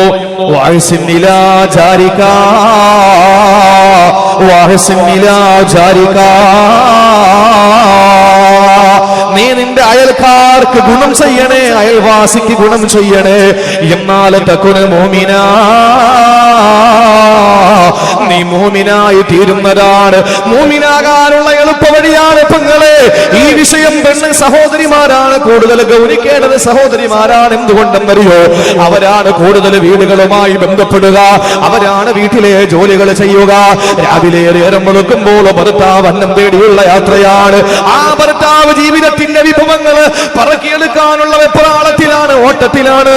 അവന് വരുന്നതോ വൈകുന്നേരം പാതിരാത്രി ഒരുപാട് വൈകിയിട്ടാണ്. വൈകിയിട്ടവന് വരുമ്പോൾ പെട്ടെന്ന് അവന് കുളിച്ചു വൃത്തിയായി അവൻ ഭക്ഷണം കഴിച്ച് നമസ്കാരം കഴിഞ്ഞ് കിടക്കുകയാ. വീണ്ടും നേരം വെളുക്കുമ്പോൾ ജോലി തേടിയിട്ട് പരക്കം പായുകയാ. ഏറ്റവും കൂടുതൽ വീടുമായി അയൽക്കാരുമായി നാടുമായി ബന്ധപ്പെടുന്ന സഹോദരിമാരെ നിങ്ങളാ. അതുകൊണ്ട് നിങ്ങൾക്ക് ഈമാൻ വേണോ? ഈമാൻ വേണോ? നിങ്ങൾ ഏറ്റവും നല്ല മുഅ്മിനാകണമെങ്കിൽ അയൽവാസികളായ 40 വീടുകാരെ പറ്റി നല്ലത് നിങ്ങൾ പറയിപ്പിക്കണം. നിങ്ങൾ നല്ലവരാണോ എന്ന് പറയണത് നിങ്ങളുടെ ഭർത്താക്കന്മാരല്ല, നിങ്ങളുടെ പൊന്നുമക്കളല്ല, നിങ്ങളുടെ അമ്മായിയല്ല, നാത്തൂമാരല്ല, പള്ളിയിലെ ഇമാമല്ല, കമ്മറ്റിക്കാരല്ല. പിന്നെ ആരാണ് നിങ്ങൾ നല്ലവരാണെന്ന് പറയേണ്ടത്? അല്ലാഹുവിന്റെ റസൂല് പറഞ്ഞു, നീ നല്ലവനാണെന്ന് പറയേണ്ടത് നിന്റെ അയൽക്കാരാ. അവര് നീ നല്ലവനാണെന്ന് പറഞ്ഞാൽ നീ നല്ലവനാ, നീ മോശപ്പെട്ടവനാണെന്ന് പറഞ്ഞാൽ നീ മോശപ്പെട്ടവനാ. അതുകൊണ്ട് മുഅ്മിനാകണോ? അയൽവാസികളോട് കാരുണ്യം കാണിക്കണമെന്ന് കാരുണ്യത്തിന്റെ തിരുദൂതരെ മുഹമ്മദ് മുസ്തഫ നബി തങ്ങൾ പറഞ്ഞല്ലോ. അയൽക്കാരന്റെ മഹത്വം എന്നോട് ജിബ്രീൽ പറഞ്ഞ് അവസാനം ഞാൻ മരിച്ചാൽ എന്റെ സമ്പത്ത് കുറച്ച് അവർക്ക് കൂടി വീതിച്ചു കൊടുക്കേണ്ടി വരുമോ എന്ന് ഞാൻ ഭയപ്പെട്ടു പോയി. എന്ന് പറഞ്ഞാൽ നമ്മൾ മരണപ്പെട്ടാൽ നമ്മുടെ പൊന്നുമക്കളെ നമ്മുടെ സമ്പത്ത് അനന്തരം എടുക്കുന്നത് പോലെ ഞാൻ മരിച്ചു പോയാൽ എന്റെ അയൽക്കാർ കൂടി എന്റെ സമ്പത്തിൽ അവകാശികളാകുമെന്ന് ഞാൻ ഭയപ്പെട്ടു പോയി എന്ന് ആദരവായ പ്രവാചകനെ പറയുമാറ് ജിബ്രീൽ വന്ന് അയൽക്കാരോടുള്ള കടമകളും കർത്തവ്യങ്ങളും ബാധ്യതകളും കടപ്പാടുകളും വിശദീകരിച്ചു കൊടുത്തെന്ന് അല്ലാഹുവിന്റെ റസൂൽ പഠിപ്പിക്കുമ്പോൾ ഇങ്ങോട്ടവർ ഉപദ്രവിക്കുന്നു, അതുകൊണ്ട് ഇങ്ങോട്ടവർ കാരുണ്യം കാണിക്കുന്നു, അതുകൊണ്ട് ഞങ്ങളും തിരിച്ച് കാരുണ്യം കാണിക്കുന്നു. അവിടെ കറി വെച്ചാൽ ഞങ്ങൾക്കും തരുന്നു, അവിടെ എന്തെങ്കിലും സ്പെഷ്യൽ ഉണ്ടാക്കിയാൽ നമുക്കും തരുന്നു. അതുകൊണ്ടാണ് നമ്മളും കൊടുക്കുന്നതെന്ന് ധാരണ മാറ്റണേ. അതിന് പ്രത്യുപകാരമെന്നാണ് പറയുന്നത്. ഇങ്ങോട്ടവര് തടസ്സം നിൽക്കുകയാ, ഇങ്ങോട്ടവര് ബന്ധം മുറിക്കുകയാ, ഇങ്ങോട്ടവര് കാരുണ്യം അവസാനിപ്പിക്കുകയാ, ഇങ്ങോട്ടവര് കരുണയുടെ വാതിലടച്ചിട്ടിരിക്കുകയാ, ഇങ്ങോട്ടവര് അയൽവാസിയോടുള്ള കടമകൾ മുറിച്ചു കളഞ്ഞിരിക്കുകയാ. ആ സമയം തിരിച്ചങ്ങോട്ട് അവരോട് കാരുണ്യം കാണിക്കുമ്പോഴാണ്, അവരോട് കരുണ കാണിക്കുമ്പോഴാ. നിങ്ങൾക്കറിയോ മഹാനായ സഹൽ റളിയല്ലാഹു അൻഹു ആരായിരുന്നു? സഹൽ എന്നല്ലേ? അടുത്ത് താമസിക്കുന്ന ഒരു ജൂതനാണ്. പാതിരാത്രി സഹൽ റളിയല്ലാഹു അൻഹുവിന്റെ വീട്ടുമുറ്റത്ത് ഈ വൃത്തികെട്ട ജൂതന്റെ മാലിന്യം കൊണ്ട് തള്ളുമായിരുന്നു. അടുക്കളയിലെ മാലിന്യമല്ല, പിന്നെയോ ആ ജൂതന്റെ വീട്ടിലെ മുഴുവൻ ആളുകളുടെയും മലമൂത്ര വിസർജനം ഈ മഹാനായ സഹൽ റളിയല്ലാഹു അൻഹുവിന്റെ വീട്ടുമുറ്റത്തേക്ക് വലിച്ചെറിയുമായിരുന്നു. സഹോദരങ്ങളെ, ഒരക്ഷരം മിണ്ടിയില്ല, ഒരു വാക്ക് പറഞ്ഞില്ല, ഒന്ന് കയർത്ത് സംസാരിച്ചില്ല, ഒന്ന് എതിർത്തില്ല, ഒന്ന് മാർഗതടസ്സം സൃഷ്ടിച്ചില്ല. സഹൽ റളിയല്ലാഹു അൻഹു ആരെ കാണാതെ തന്റെ കൈകൾ കൊണ്ട് വാരിക്കളഞ്ഞു. ദിവസേന ഇത് സംഭവിച്ചു. അവസാനം സഹൽ റളിയല്ലാഹു അൻഹുവിന് മാരക രോഗം പിടിപെട്ടു. ആ രോഗം പിടിപെട്ടപ്പോൾ സഹൽ റളിയല്ലാഹു അൻഹു മെല്ലെ മെല്ലെ ജൂതന്റെ വീട്ടിലേക്ക് കടന്നു ചെല്ലുകയാ. എന്നിട്ട് ജൂതനോട് പറഞ്ഞു, സഹോദരാ, നിന്റെ വീടിന്റെ മാലിന്യം മുഴുവനും എന്റെ നേരെ വലിച്ചെറിഞ്ഞിട്ട് ഞാനൊരക്ഷരം മിണ്ടിയിട്ടില്ല. അതെല്ലാം ഈ കരങ്ങൾ കൊണ്ട് ഞാൻ വൃത്തിയാക്കി വാരിക്കളഞ്ഞു. പക്ഷെ ഞാൻ വന്നത് മറ്റൊരു കാര്യം പറയാനാ. ഞാൻ മരിച്ചു പോയാൽ, ഞാൻ മരണപ്പെട്ടു പോയാ പിന്നെ എന്റെ വീടിന് നേരെ വലിച്ചെറിയല്ലേ. എന്റെ മക്കൾ നിന്നോട് കാരുണ്യം കാണിച്ചെന്ന് വരില്ല. എന്റെ മക്കൾ നിന്നോട് നല്ല നിലയിൽ ഇടപെട്ടെന്ന് വരില്ല. അതുവഴി എന്റെ മക്കൾക്ക് നരകം നീ വാങ്ങിക്കൊടുക്കല്ലേ. എന്റെ പൊന്നുമക്കൾക്ക് നീ നരകം വാങ്ങിക്കൊടുക്കല്ലേ എന്ന് പറഞ്ഞ് സഹൽ റളിയല്ലാഹു അൻഹു ജൂതന്റെ വീട്ടുമുറ്റത്ത് ചെന്നെങ്കിൽ നമ്മുടെ കാരാണെങ്കിൽ പിന്നെ ആ കാലുണ്ടാകൂലല്ലോ. സഹൽ റളിയല്ലാഹു അൻഹു അല്ലാഹുവിന്റെ റസൂൽ പറഞ്ഞതുപോലെ ഏറ്റവും നല്ല മുഅ്മിനാകാനുള്ള യോഗ്യതയുള്ള മനുഷ്യനാണ്. അതുകൊണ്ട് പ്രിയപ്പെട്ടവരെ, വിശാലമായി പറയാൻ നമുക്ക് സമയമില്ല. അയൽക്കാരോടുള്ള കടമകൾ എന്തൊക്കെയാണ്? 10-15 കടമകൾ റസൂലുള്ള വിശദീകരിച്ചു. അല്ലാഹു തൗഫീഖ് തരുമെങ്കിൽ നമുക്ക് മറ്റൊരവസരത്തിൽ പറയാം. അതുകൊണ്ട് അയൽക്കാരോടുള്ള ബാധ്യതകൾ എന്തൊക്കെയാണ് അതെല്ലാം പഠിച്ചു വെച്ച് അവരോടുള്ള കടമകൾ പൂർത്തീകരിക്കണേ ഉമ്മ. അവരോട് ഞങ്ങൾ ഒന്നിനും പോകൂല ഉസ്താദേ, ഞങ്ങളുടെ വീടിന്റെ വാതിലടഞ്ഞു കിടക്കുകയാ, ഞങ്ങൾ ഗേറ്റ് പൂട്ടിയിട്ടിരിക്കുകയാ. അത് ഒരിക്കലും അയൽക്കാരോടുള്ള കടമയായി കരുതണ്ട. നബി തങ്ങൾ പറഞ്ഞത് മുഅ്മിനാകാൻ അയൽക്കാരനെ ബുദ്ധിമുട്ടിക്കല്ലേ എന്നല്ല. പിന്നെയോ റസൂല് പറഞ്ഞത്, നിനക്ക് മുഅ്മിനാകണോ അയൽക്കാരന് ഗുണം ചെയ്യണമെന്നാണ്. ഗുണം ചെയ്യണമെന്നാണ്. അവരെ ഉപദ്രവിക്കരുതെന്നല്ല പറഞ്ഞത്, അവർക്ക് ഗുണം ചെയ്യണമെന്നാണ് പറഞ്ഞത്. അതുകൊണ്ട് സഹോദരങ്ങളെ, മുഅ്മിനാകണ്ടേ. നാലാമത് അല്ലാഹുവിന്റെ റസൂൽ പറയുകയാണ്, നിനക്ക് നല്ല ഒരു മുസ്ലിം ആകണോ അബൂ ഹുറൈറ, അതിന് നീ ചെയ്യേണ്ടത് വഹിബ്ബു ലിന്നാസി മാ തുഹിബ്ബു ലിനഫ്സിക. നീ നിനക്കും ഇഷ്ടപ്പെടുന്നുവോ, നിന്റെ ഭാര്യാമക്കൾക്കും ഇഷ്ടപ്പെടുന്നുവോ, അത് മറ്റുള്ളവനും ഇഷ്ടപ്പെടുന്നത് വരെ അവനവനാത്മസുഖത്തിനാചരിക്കുന്നവ അവരെന്നെ സുഖത്തിനായി വരേണം എന്ന് പറഞ്ഞാൽ, നീ നിനക്കും ആഗ്രഹിക്കുന്നുവോ അത് മറ്റൊരുത്തനും കിട്ടണമെന്ന് കൊതിച്ചാലേ നീ മുസ്ലിമാകോ. നീ മുസ്ലിമാകണോ, നിന്റെ ശരീരത്തിൽ നീ എന്ത് കൊതിക്കുന്നു അത് മറ്റുള്ളവനെ കിട്ടണമെന്ന് നീ കൊതിക്കുക. എങ്കിലേ നിനക്ക് മുസ്ലിമാകാൻ കഴിയൂ എന്ന് ലോകത്തിന്റെ നായക നബി മുഹമ്മദ് മുസ്തഫ. നമുക്ക് കഴിയണം. ഞാൻ എന്താഗ്രഹിക്കുന്നു അതെന്റെ കൂട്ടുകാരന് കിട്ടണം. അല്ലാഹു തൗഫീഖ് നൽകട്ടെ. അന്ന് നമ്മുടെ സ്വഭാവമൊന്നുമല്ല അല്ലേ. അപ്പുറത്തെ വീട്ടിൽ കറണ്ട് പോയാൽ പോലും സഹോദരിമാര് ജനാല തുറന്നിട്ട് നോക്കും. എന്താണ്, കറണ്ട് വീട്ടിൽ പോയാൽ അപ്പുറത്തെ വീട്ടിൽ കറണ്ട് പോയോ എന്ന് നോക്കും. എന്നിട്ട് സമാധാനിക്കും, അൽഹംദുലില്ലാ ഇനി 10 കൊല്ലം വന്നില്ലെങ്കിലും കുഴപ്പമില്ല. കാരണം എന്താ, അപ്പുറത്തും പോയല്ലോ. കറണ്ട് പോയാലും മക്കളെ വിളിച്ചിട്ട് പറയും, മക്കളെ അപ്പുറത്ത് കറണ്ട് ഉണ്ടോ എന്ന് നോക്ക്. ഇതല്ലേ നമ്മൾ ചെയ്യുക. കാരണം എന്താണ്, നമുക്ക് പോയാൽ അവർക്കും പോകണം അല്ലേ. അവിടെ കറണ്ട് ഉണ്ടെങ്കിൽ പടച്ചോനെ നമുക്ക് മാത്രം എന്താ, ഇത് എന്ന് തുടങ്ങിയതാ എന്നൊക്കെ നമ്മൾ അങ്ങോട്ട് ശാപത്തിന്റെ വാക്ക് പറയും. അപ്പോഴും നീ പറയോ, അൽഹംദുലില്ലാ എനിക്കില്ലെങ്കിൽ എന്താ അവക്കുണ്ടല്ലോ. അങ്ങനെ പറയാം. അത്രയും വലിയ ഈമാനും മുസ്ലിമൊന്നും നമുക്കില്ല. അങ്ങനെയാണെങ്കിൽ കല്യാണത്തിന് പോകുമ്പോ, ഇവിടെയൊക്കെ കല്യാണത്തിന് ഓഡിറ്റോറിയത്തിലല്ലേ ഭക്ഷണം കൊടുക്കുക. ഞങ്ങൾ അവിടെയൊക്കെ ഓഡിറ്റോറിയത്തിലാണ് ഭക്ഷണം. പള്ളിയിലൊക്കെ അബദ്ധത്തിന് നിക്കാഹ് നടന്നു പോയാൽ അങ്ങനെ നടക്കും, ഇല്ലെങ്കിൽ ഓഡിറ്റോറിയത്തില്ല. അപ്പൊ ഇനി നിക്കാഹ് കഴിഞ്ഞതിന് ശേഷം ഉച്ച സമയത്ത് ഭക്ഷണം കഴിക്കാൻ വേണ്ടിയിട്ട് ഈ ഓഡിറ്റോറിയത്തിന്റെ മുമ്പിലേക്ക് വരുന്ന സമയത്ത് ഗ്രില്ല് അവർ അടച്ചിരിക്കും. കാരണം ഭക്ഷണമൊക്കെ വിളമ്പി വൃത്തിയാക്കി പിന്നെ വെക്കാൻ വേണ്ടിയിട്ടും സെറ്റ് ചെയ്യാൻ വേണ്ടിയിട്ടൊക്കെ അങ്ങനെ ഗ്രില്ലടച്ചിടും. അപ്പോ സമയത്തെല്ലാം കഴിഞ്ഞിട്ട് ഗ്രില്ല് തുറക്കുന്നൊരു സമയമുണ്ട്. സുബ്ഹാനല്ലാഹ്, അവിടെ എങ്ങാനും പോയി നിന്നു കൊടുത്താൽ പിന്നെ ജീവൻ പോലും തിരിച്ചു കിട്ടൂല. കൈയിരിക്കുന്ന കുഞ്ഞുങ്ങളൊക്കെ വെളിയിലോട്ട് എറിയാണ്, പുറകിലും ഭർത്താവ് നിപ്പുണ്ട് പിടിക്കാൻ. ചാടി വീഴല്ലേ. ആ സമയത്ത് ഏതെങ്കിലും പെണ്ണു പറയോ, നിങ്ങൾ കയറി എന്ന് കഴിച്ചോളൂ, ഇനി ഒരു സീറ്റേ ഉള്ളൂ, ഞാൻ പിന്നെ കഴിച്ചോളാം എന്ന് പറയൂ. അവിടെ ഉമ്മാന്നോ ഉപ്പാന്നോ അവിടെ അങ്ങനൊന്നുമില്ല. പള്ളിയിലെ ഇമാമെന്നോ കാളിയെന്നോ അതൊക്കെ അങ്ങ് പള്ളിയിൽ പറഞ്ഞാൽ മതി എന്ന് പറഞ്ഞിട്ട് അവര് പോയിരിക്കും അല്ലേ. എന്റെ പ്രിയപ്പെട്ടവരെ, നമ്മൾ എന്താഗ്രഹിക്കുന്നുവോ അത് മറ്റുള്ളവർക്ക് കൂടി നമ്മൾ കൊതിക്കണം. എങ്കിലും നമ്മൾ മുസ്ലിം ആകും. പറയാൻ ആളുണ്ട്, പറയിപ്പിക്കാനും ആളുണ്ട്, കേൾക്കാനും ആളുണ്ട്. പക്ഷെ അത് ചെയ്യാൻ ആരുമില്ല. പറയുന്നവനും ചെയ്യൂല, പറയിപ്പിച്ചവനും ചെയ്യൂല, കേട്ടവനും ചെയ്യൂല. വാഴ പറയാൻ ആളുണ്ട്, പറയിപ്പിക്കാൻ ആളുണ്ട്, കേൾക്കാൻ ആളുണ്ട്.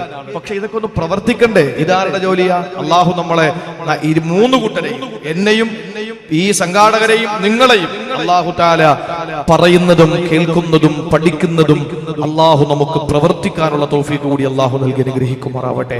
അവസാനിപ്പിക്കുന്നു. അഞ്ചാമത് അബൂ ഹുറൈറ റളിയല്ലാഹു അൻഹുവിന്റെ കൈപിടിച്ചിട്ട് നബി തങ്ങൾ പറഞ്ഞു, അബൂ ഹുറൈറ, നിന്റെ ഹൃദയം മരിച്ചു പോകാൻ പാടില്ല. നമ്മുടെ ഹൃദയം മരിച്ചു പോകാൻ പാടില്ല. അങ്ങനെ ഹൃദയം മരിച്ചു പോകുന്നത് ഫലാ തുക്സിരിൽ ലഹിക, നീ ചിരി അധികരിപ്പിക്കാൻ പാടില്ല. അങ്ങനെ ഫഇന്ന കസറത്തുൽ ലഹിക തുമീതുൽ ഖൽബ, ചിരി അധികരിപ്പിച്ചാൽ നിന്റെ ഹൃദയം മരിച്ചു പോകും. ചിരി 3 സൈസില്ലേ? ഒന്ന് ശബ്ദമില്ലാതെ, പല്ല് വെളിയിൽ കാണാതെ, ചുണ്ടു വിടർത്തിയിട്ടുള്ള ചിരി, അതിനെ പുൻചിരി എന്നാണ് പറയുന്നത്. അതാണ് നബിയുടെ ശൈലി. അതാണ് നമുക്ക് സ്വതക്കയുടെ കൂലിയുള്ളത്. അല്പം കൂടി അപ്പുറത്തേക്ക് പോയാൽ മുൻപല്ലുകൾ കാണുന്ന രീതിയിൽ ചെറിയ ശബ്ദത്തോട് കൂടിയിട്ടുള്ള ചിരി, അതിന് പൂ ഉണ്ടാവൂല, ചിരി മാത്രമേ ഉള്ളൂ. അതാണ് ചിരി. നബി അതും ചിരിച്ചിട്ടുണ്ട്. പിന്നെ മൂന്നാമതൊന്നുണ്ട്, അണപ്പല്ലും കാണും. ഇനി അണപ്പല്ലില്ലെങ്കിൽ അവിടെയുള്ള സ്പേസും കാണുന്ന രീതിയിൽ കക്കക്കക്കെന്ന് പറഞ്ഞിരിക്കുന്ന പൊട്ടിച്ചിരി. ആ പൊട്ടിച്ചിരി റസൂലുള്ള പറഞ്ഞു, തുമീത്തുൽ ഖൽബ, നിന്റെ ഹൃദയം മരിച്ചു പോകും. ഹൃദയം മരിച്ചു പോകും. 6-7 സ്ഥലങ്ങളിൽ ഈ പൊട്ടിച്ചിരി നമ്മൾ ചിരിച്ചാൽ നമ്മുടെ ഈമാൻ തന്നെ നഷ്ടപ്പെട്ടു പോകുമെന്ന് മുഹമ്മദ് മുസ്തഫ. അതൊക്കെ പറയാൻ നമുക്ക് സമയമില്ല, മറ്റൊരവസരത്തിലാവട്ടെ. എല്ലാം കൂടെ മജ്‌ലിസുന്നൂറും ദുആയും ഒക്കെ എല്ലാം കൂടെ ഒരു ദിവസം നടക്കില്ല. അല്ലാഹു നമുക്കൊക്കെ ഈ ഇവിടെ ഓതപ്പെട്ട അസ്മാഉ ബദറിന്റെ ബറക്കത്ത് കൊണ്ട് നമ്മുടെ എല്ലാ മുസീബത്തുകളും അല്ലാഹു മാറ്റിത്തരുമാറാവട്ടെ. അതുകൊണ്ട് പ്രിയപ്പെട്ട സഹോദരങ്ങളെ, നമ്മുടെ ചിരി നമ്മൾ കുറയ്ക്കുക. നമ്മൾ ചിരിക്കുന്നത് നമുക്ക് കാര്യം മനസ്സിലാക്കാത്തത് കൊണ്ടാണ്. എല്ലാം അല്ലാഹു നമുക്ക് അല്പം മാത്രമേ തന്നിട്ടുള്ളൂ. കാഴ്ച ശക്തി അല്ലാഹു കുറച്ച് തന്നിട്ടുള്ളൂ. ഇല്ലെങ്കിൽ ഒരു ഗ്ലാസ് വെള്ളം കുടിക്കാൻ എടുക്കുമ്പോ അതിനകത്തുള്ള ബാക്ടീരിയകൾ കണ്ടാൽ നമ്മൾ വെള്ളം കുടിക്കില്ല. ഹോട്ടലിന്റെ പാചകപ്പുര കണ്ടാ പിന്നെ നമ്മളല്ല തിന്നുവോ? എല്ലാം കേൾക്കാനുള്ള കഴിവല്ല തന്നിട്ടില്ല. അങ്ങനെയാണെങ്കിൽ ഹൈവേയിലൂടെ വണ്ടി പോകുന്നതിന്റെ ശബ്ദം ഇവിടെ ഇരുന്നാൽ കേൾക്കാൻ പറ്റുമെങ്കിൽ പ്രസംഗം കേൾക്കാൻ പറ്റുമോ നിങ്ങൾക്ക്? അല്ലാഹു പരിമിതി വെച്ചു. ഓർമ്മ, പാപ്പ മരിച്ചു, പൊട്ടിക്കരഞ്ഞു, ഭർത്താവ് മരിച്ചു, കെട്ടി വീണു, ഒക്കെ ചെയ്തു. 3 ദിവസം കഴിഞ്ഞാൽ പിന്നെ അതെല്ലാം മറന്നു അല്ലെ? എല്ലാം പോയി, ഓർമ്മകളൊക്കെ പോയില്ലേ? അത് അല്ലാഹു തന്ന അനുഗ്രഹമാണ്. എല്ലാത്തിനും അല്ലാഹു പരിധി വെച്ചു. എന്റെ പ്രിയപ്പെട്ടവരെ, നമുക്കൊന്നും അറിയില്ല. നമ്മൾ അറിഞ്ഞിരുന്നുവെങ്കിൽ അല്ലാഹു പറയുന്നു, ലലഹിഖ്തും ഖലീല വലബഖൈതും കസീറ, പിന്നെ നിങ്ങൾ ചിരിക്കൂല, എപ്പോഴും നിങ്ങൾ കരയുമായിരുന്നു. നമ്മൾ ഇതുവരെയും ഒന്നും മനസ്സിലാക്കിയിട്ടില്ല. നാളെ നമ്മൾ ചെല്ലുമ്പോൾ അതിന്റെ ഭീകരത നമ്മൾ മനസ്സിലാക്കും. അല്ലാഹു നമ്മളെ കാത്തുരക്ഷിക്കട്ടെ. അതുകൊണ്ട് പ്രിയപ്പെട്ട സഹോദരങ്ങളെ, മനസ്സിലാക്കിക്കോളിൻ, നമ്മൾ ജീവിതത്തിൽ നമ്മൾ അല്ലാഹുവിന്റെ ഖുർആൻ പറഞ്ഞു, അന്നഹു ഹുവ അൽഹക വ അബ്ക അന്നഹു ഹുവ അമാത വ അഹിയ. അല്ലാഹുവിനെ പറ്റി പരിചയപ്പെടുത്തിയതാണ് 2 ആയത്തുകളിൽ. അവൻ ചിരിപ്പിക്കുന്നവനെ മരിപ്പിക്കുന്നവനുമാണ്. അവൻ ചിരിപ്പിക്കുന്നവന് കരയിപ്പിക്കുന്നവനുമാണ്, മരിപ്പിക്കുന്നവനും ജീവിപ്പിക്കുന്നവനുമാണ്. 2 ആയത്തിൽ അല്ലാഹു അവനെ പരിചയപ്പെടുത്തിയത്. അവന്റെ ജോലി എന്താ? ചിരിപ്പിക്കുക, കരയിപ്പിക്കുക, മരിപ്പിക്കുക, ജീവിപ്പിക്കുക. ഇത് രണ്ടിലും ആദ്യം പറഞ്ഞ എന്താ? ചിരിയും മരണവും. രണ്ടാമത് പറഞ്ഞ 2 ഏതാ? കരച്ചിലും ജീവിതവും. എന്താ ഇതിന്റെ സന്ദേശം? ജീവിതത്തിൽ ഒരുപാട് കരഞ്ഞാൽ മരിക്കുമ്പോൾ നല്ലതുപോലെ ചിരിക്കാം. നമുക്ക് ചിരിക്കേണ്ടത് എപ്പോഴാണ്? മരിക്കുമ്പോഴാണ് അല്ലേ? വലദത്തക ഉമ്മുക യബ്നാദമ ബാകിയാ വന്നാസു ഹൗലുക യൽഹഖു നസുറൂറാ. പൊന്നുമോനെ, നീ നിന്നെ പ്രസവിക്കുന്ന സമയത്ത് നീ കരഞ്ഞുകൊണ്ടല്ലേ ദുനിയാവിലോട്ട് വന്നത്. നിന്നെ പ്രസവിക്കുന്ന സമയത്ത് നിന്റെ ഉമ്മ ചിരിക്കുകയാണ്, നിന്റെ വാപ്പ ചിരിക്കുകയാണ്, നിന്റെ ബന്ധുക്കൾ ചിരിക്കുകയാ. എന്തുകൊണ്ടാണ്? ഭാര്യ പ്രസവിച്ചു, പെങ്ങൾ പ്രസവിച്ചു, മോള് പ്രസവിച്ചു, ഉമ്മ പ്രസവിച്ചു, അപ്പുറത്തെ പെണ്ണ് പ്രസവിച്ചു. മുട്ടാത്ത വാതിലുകളില്ല. അല്ലാഹുവേ, ഒരു കുഞ്ഞിക്കാല് കാണാ കൊതിച്ചിരുന്നവളാ, ഇപ്പോൾ ഒരു കുഞ്ഞു കിട്ടിയല്ലോ. നാട്ടുകാര് ചിരിച്ചു. എല്ലാവരും ചിരിക്കുമ്പോൾ കുഞ്ഞ് വരുന്നതെങ്ങനാ? കരഞ്ഞുകൊണ്ടല്ലേ, കരഞ്ഞുകൊണ്ടല്ലേ കുഞ്ഞ് ലേബർ റൂമിൽ നിന്ന് പുറത്തേക്ക് വരിക. ഉമ്മാന്റെ ഗർഭാശയത്തിൽ നിന്ന് ആ കുഞ്ഞ് പുറത്തേക്ക് വരുന്നതെങ്ങനാണ്? പൊട്ടിക്കരഞ്ഞുകൊണ്ടല്ലേ കുഞ്ഞ് വരുന്നത്. എല്ലാവരും ചിരിക്കുമ്പോൾ കരഞ്ഞുകൊണ്ട് വന്ന മനുഷ്യ,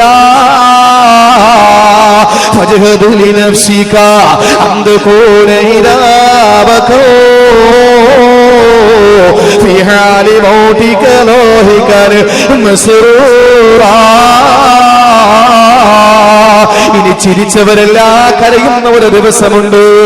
നീ കരഞ്ഞുകൊണ്ട് വന്നപ്പോ ചിരിച്ചവരുണ്ടല്ലോ, ആ ചിരിച്ചവരെല്ലാം കരയുന്ന ഒരു സമയമുണ്ട്.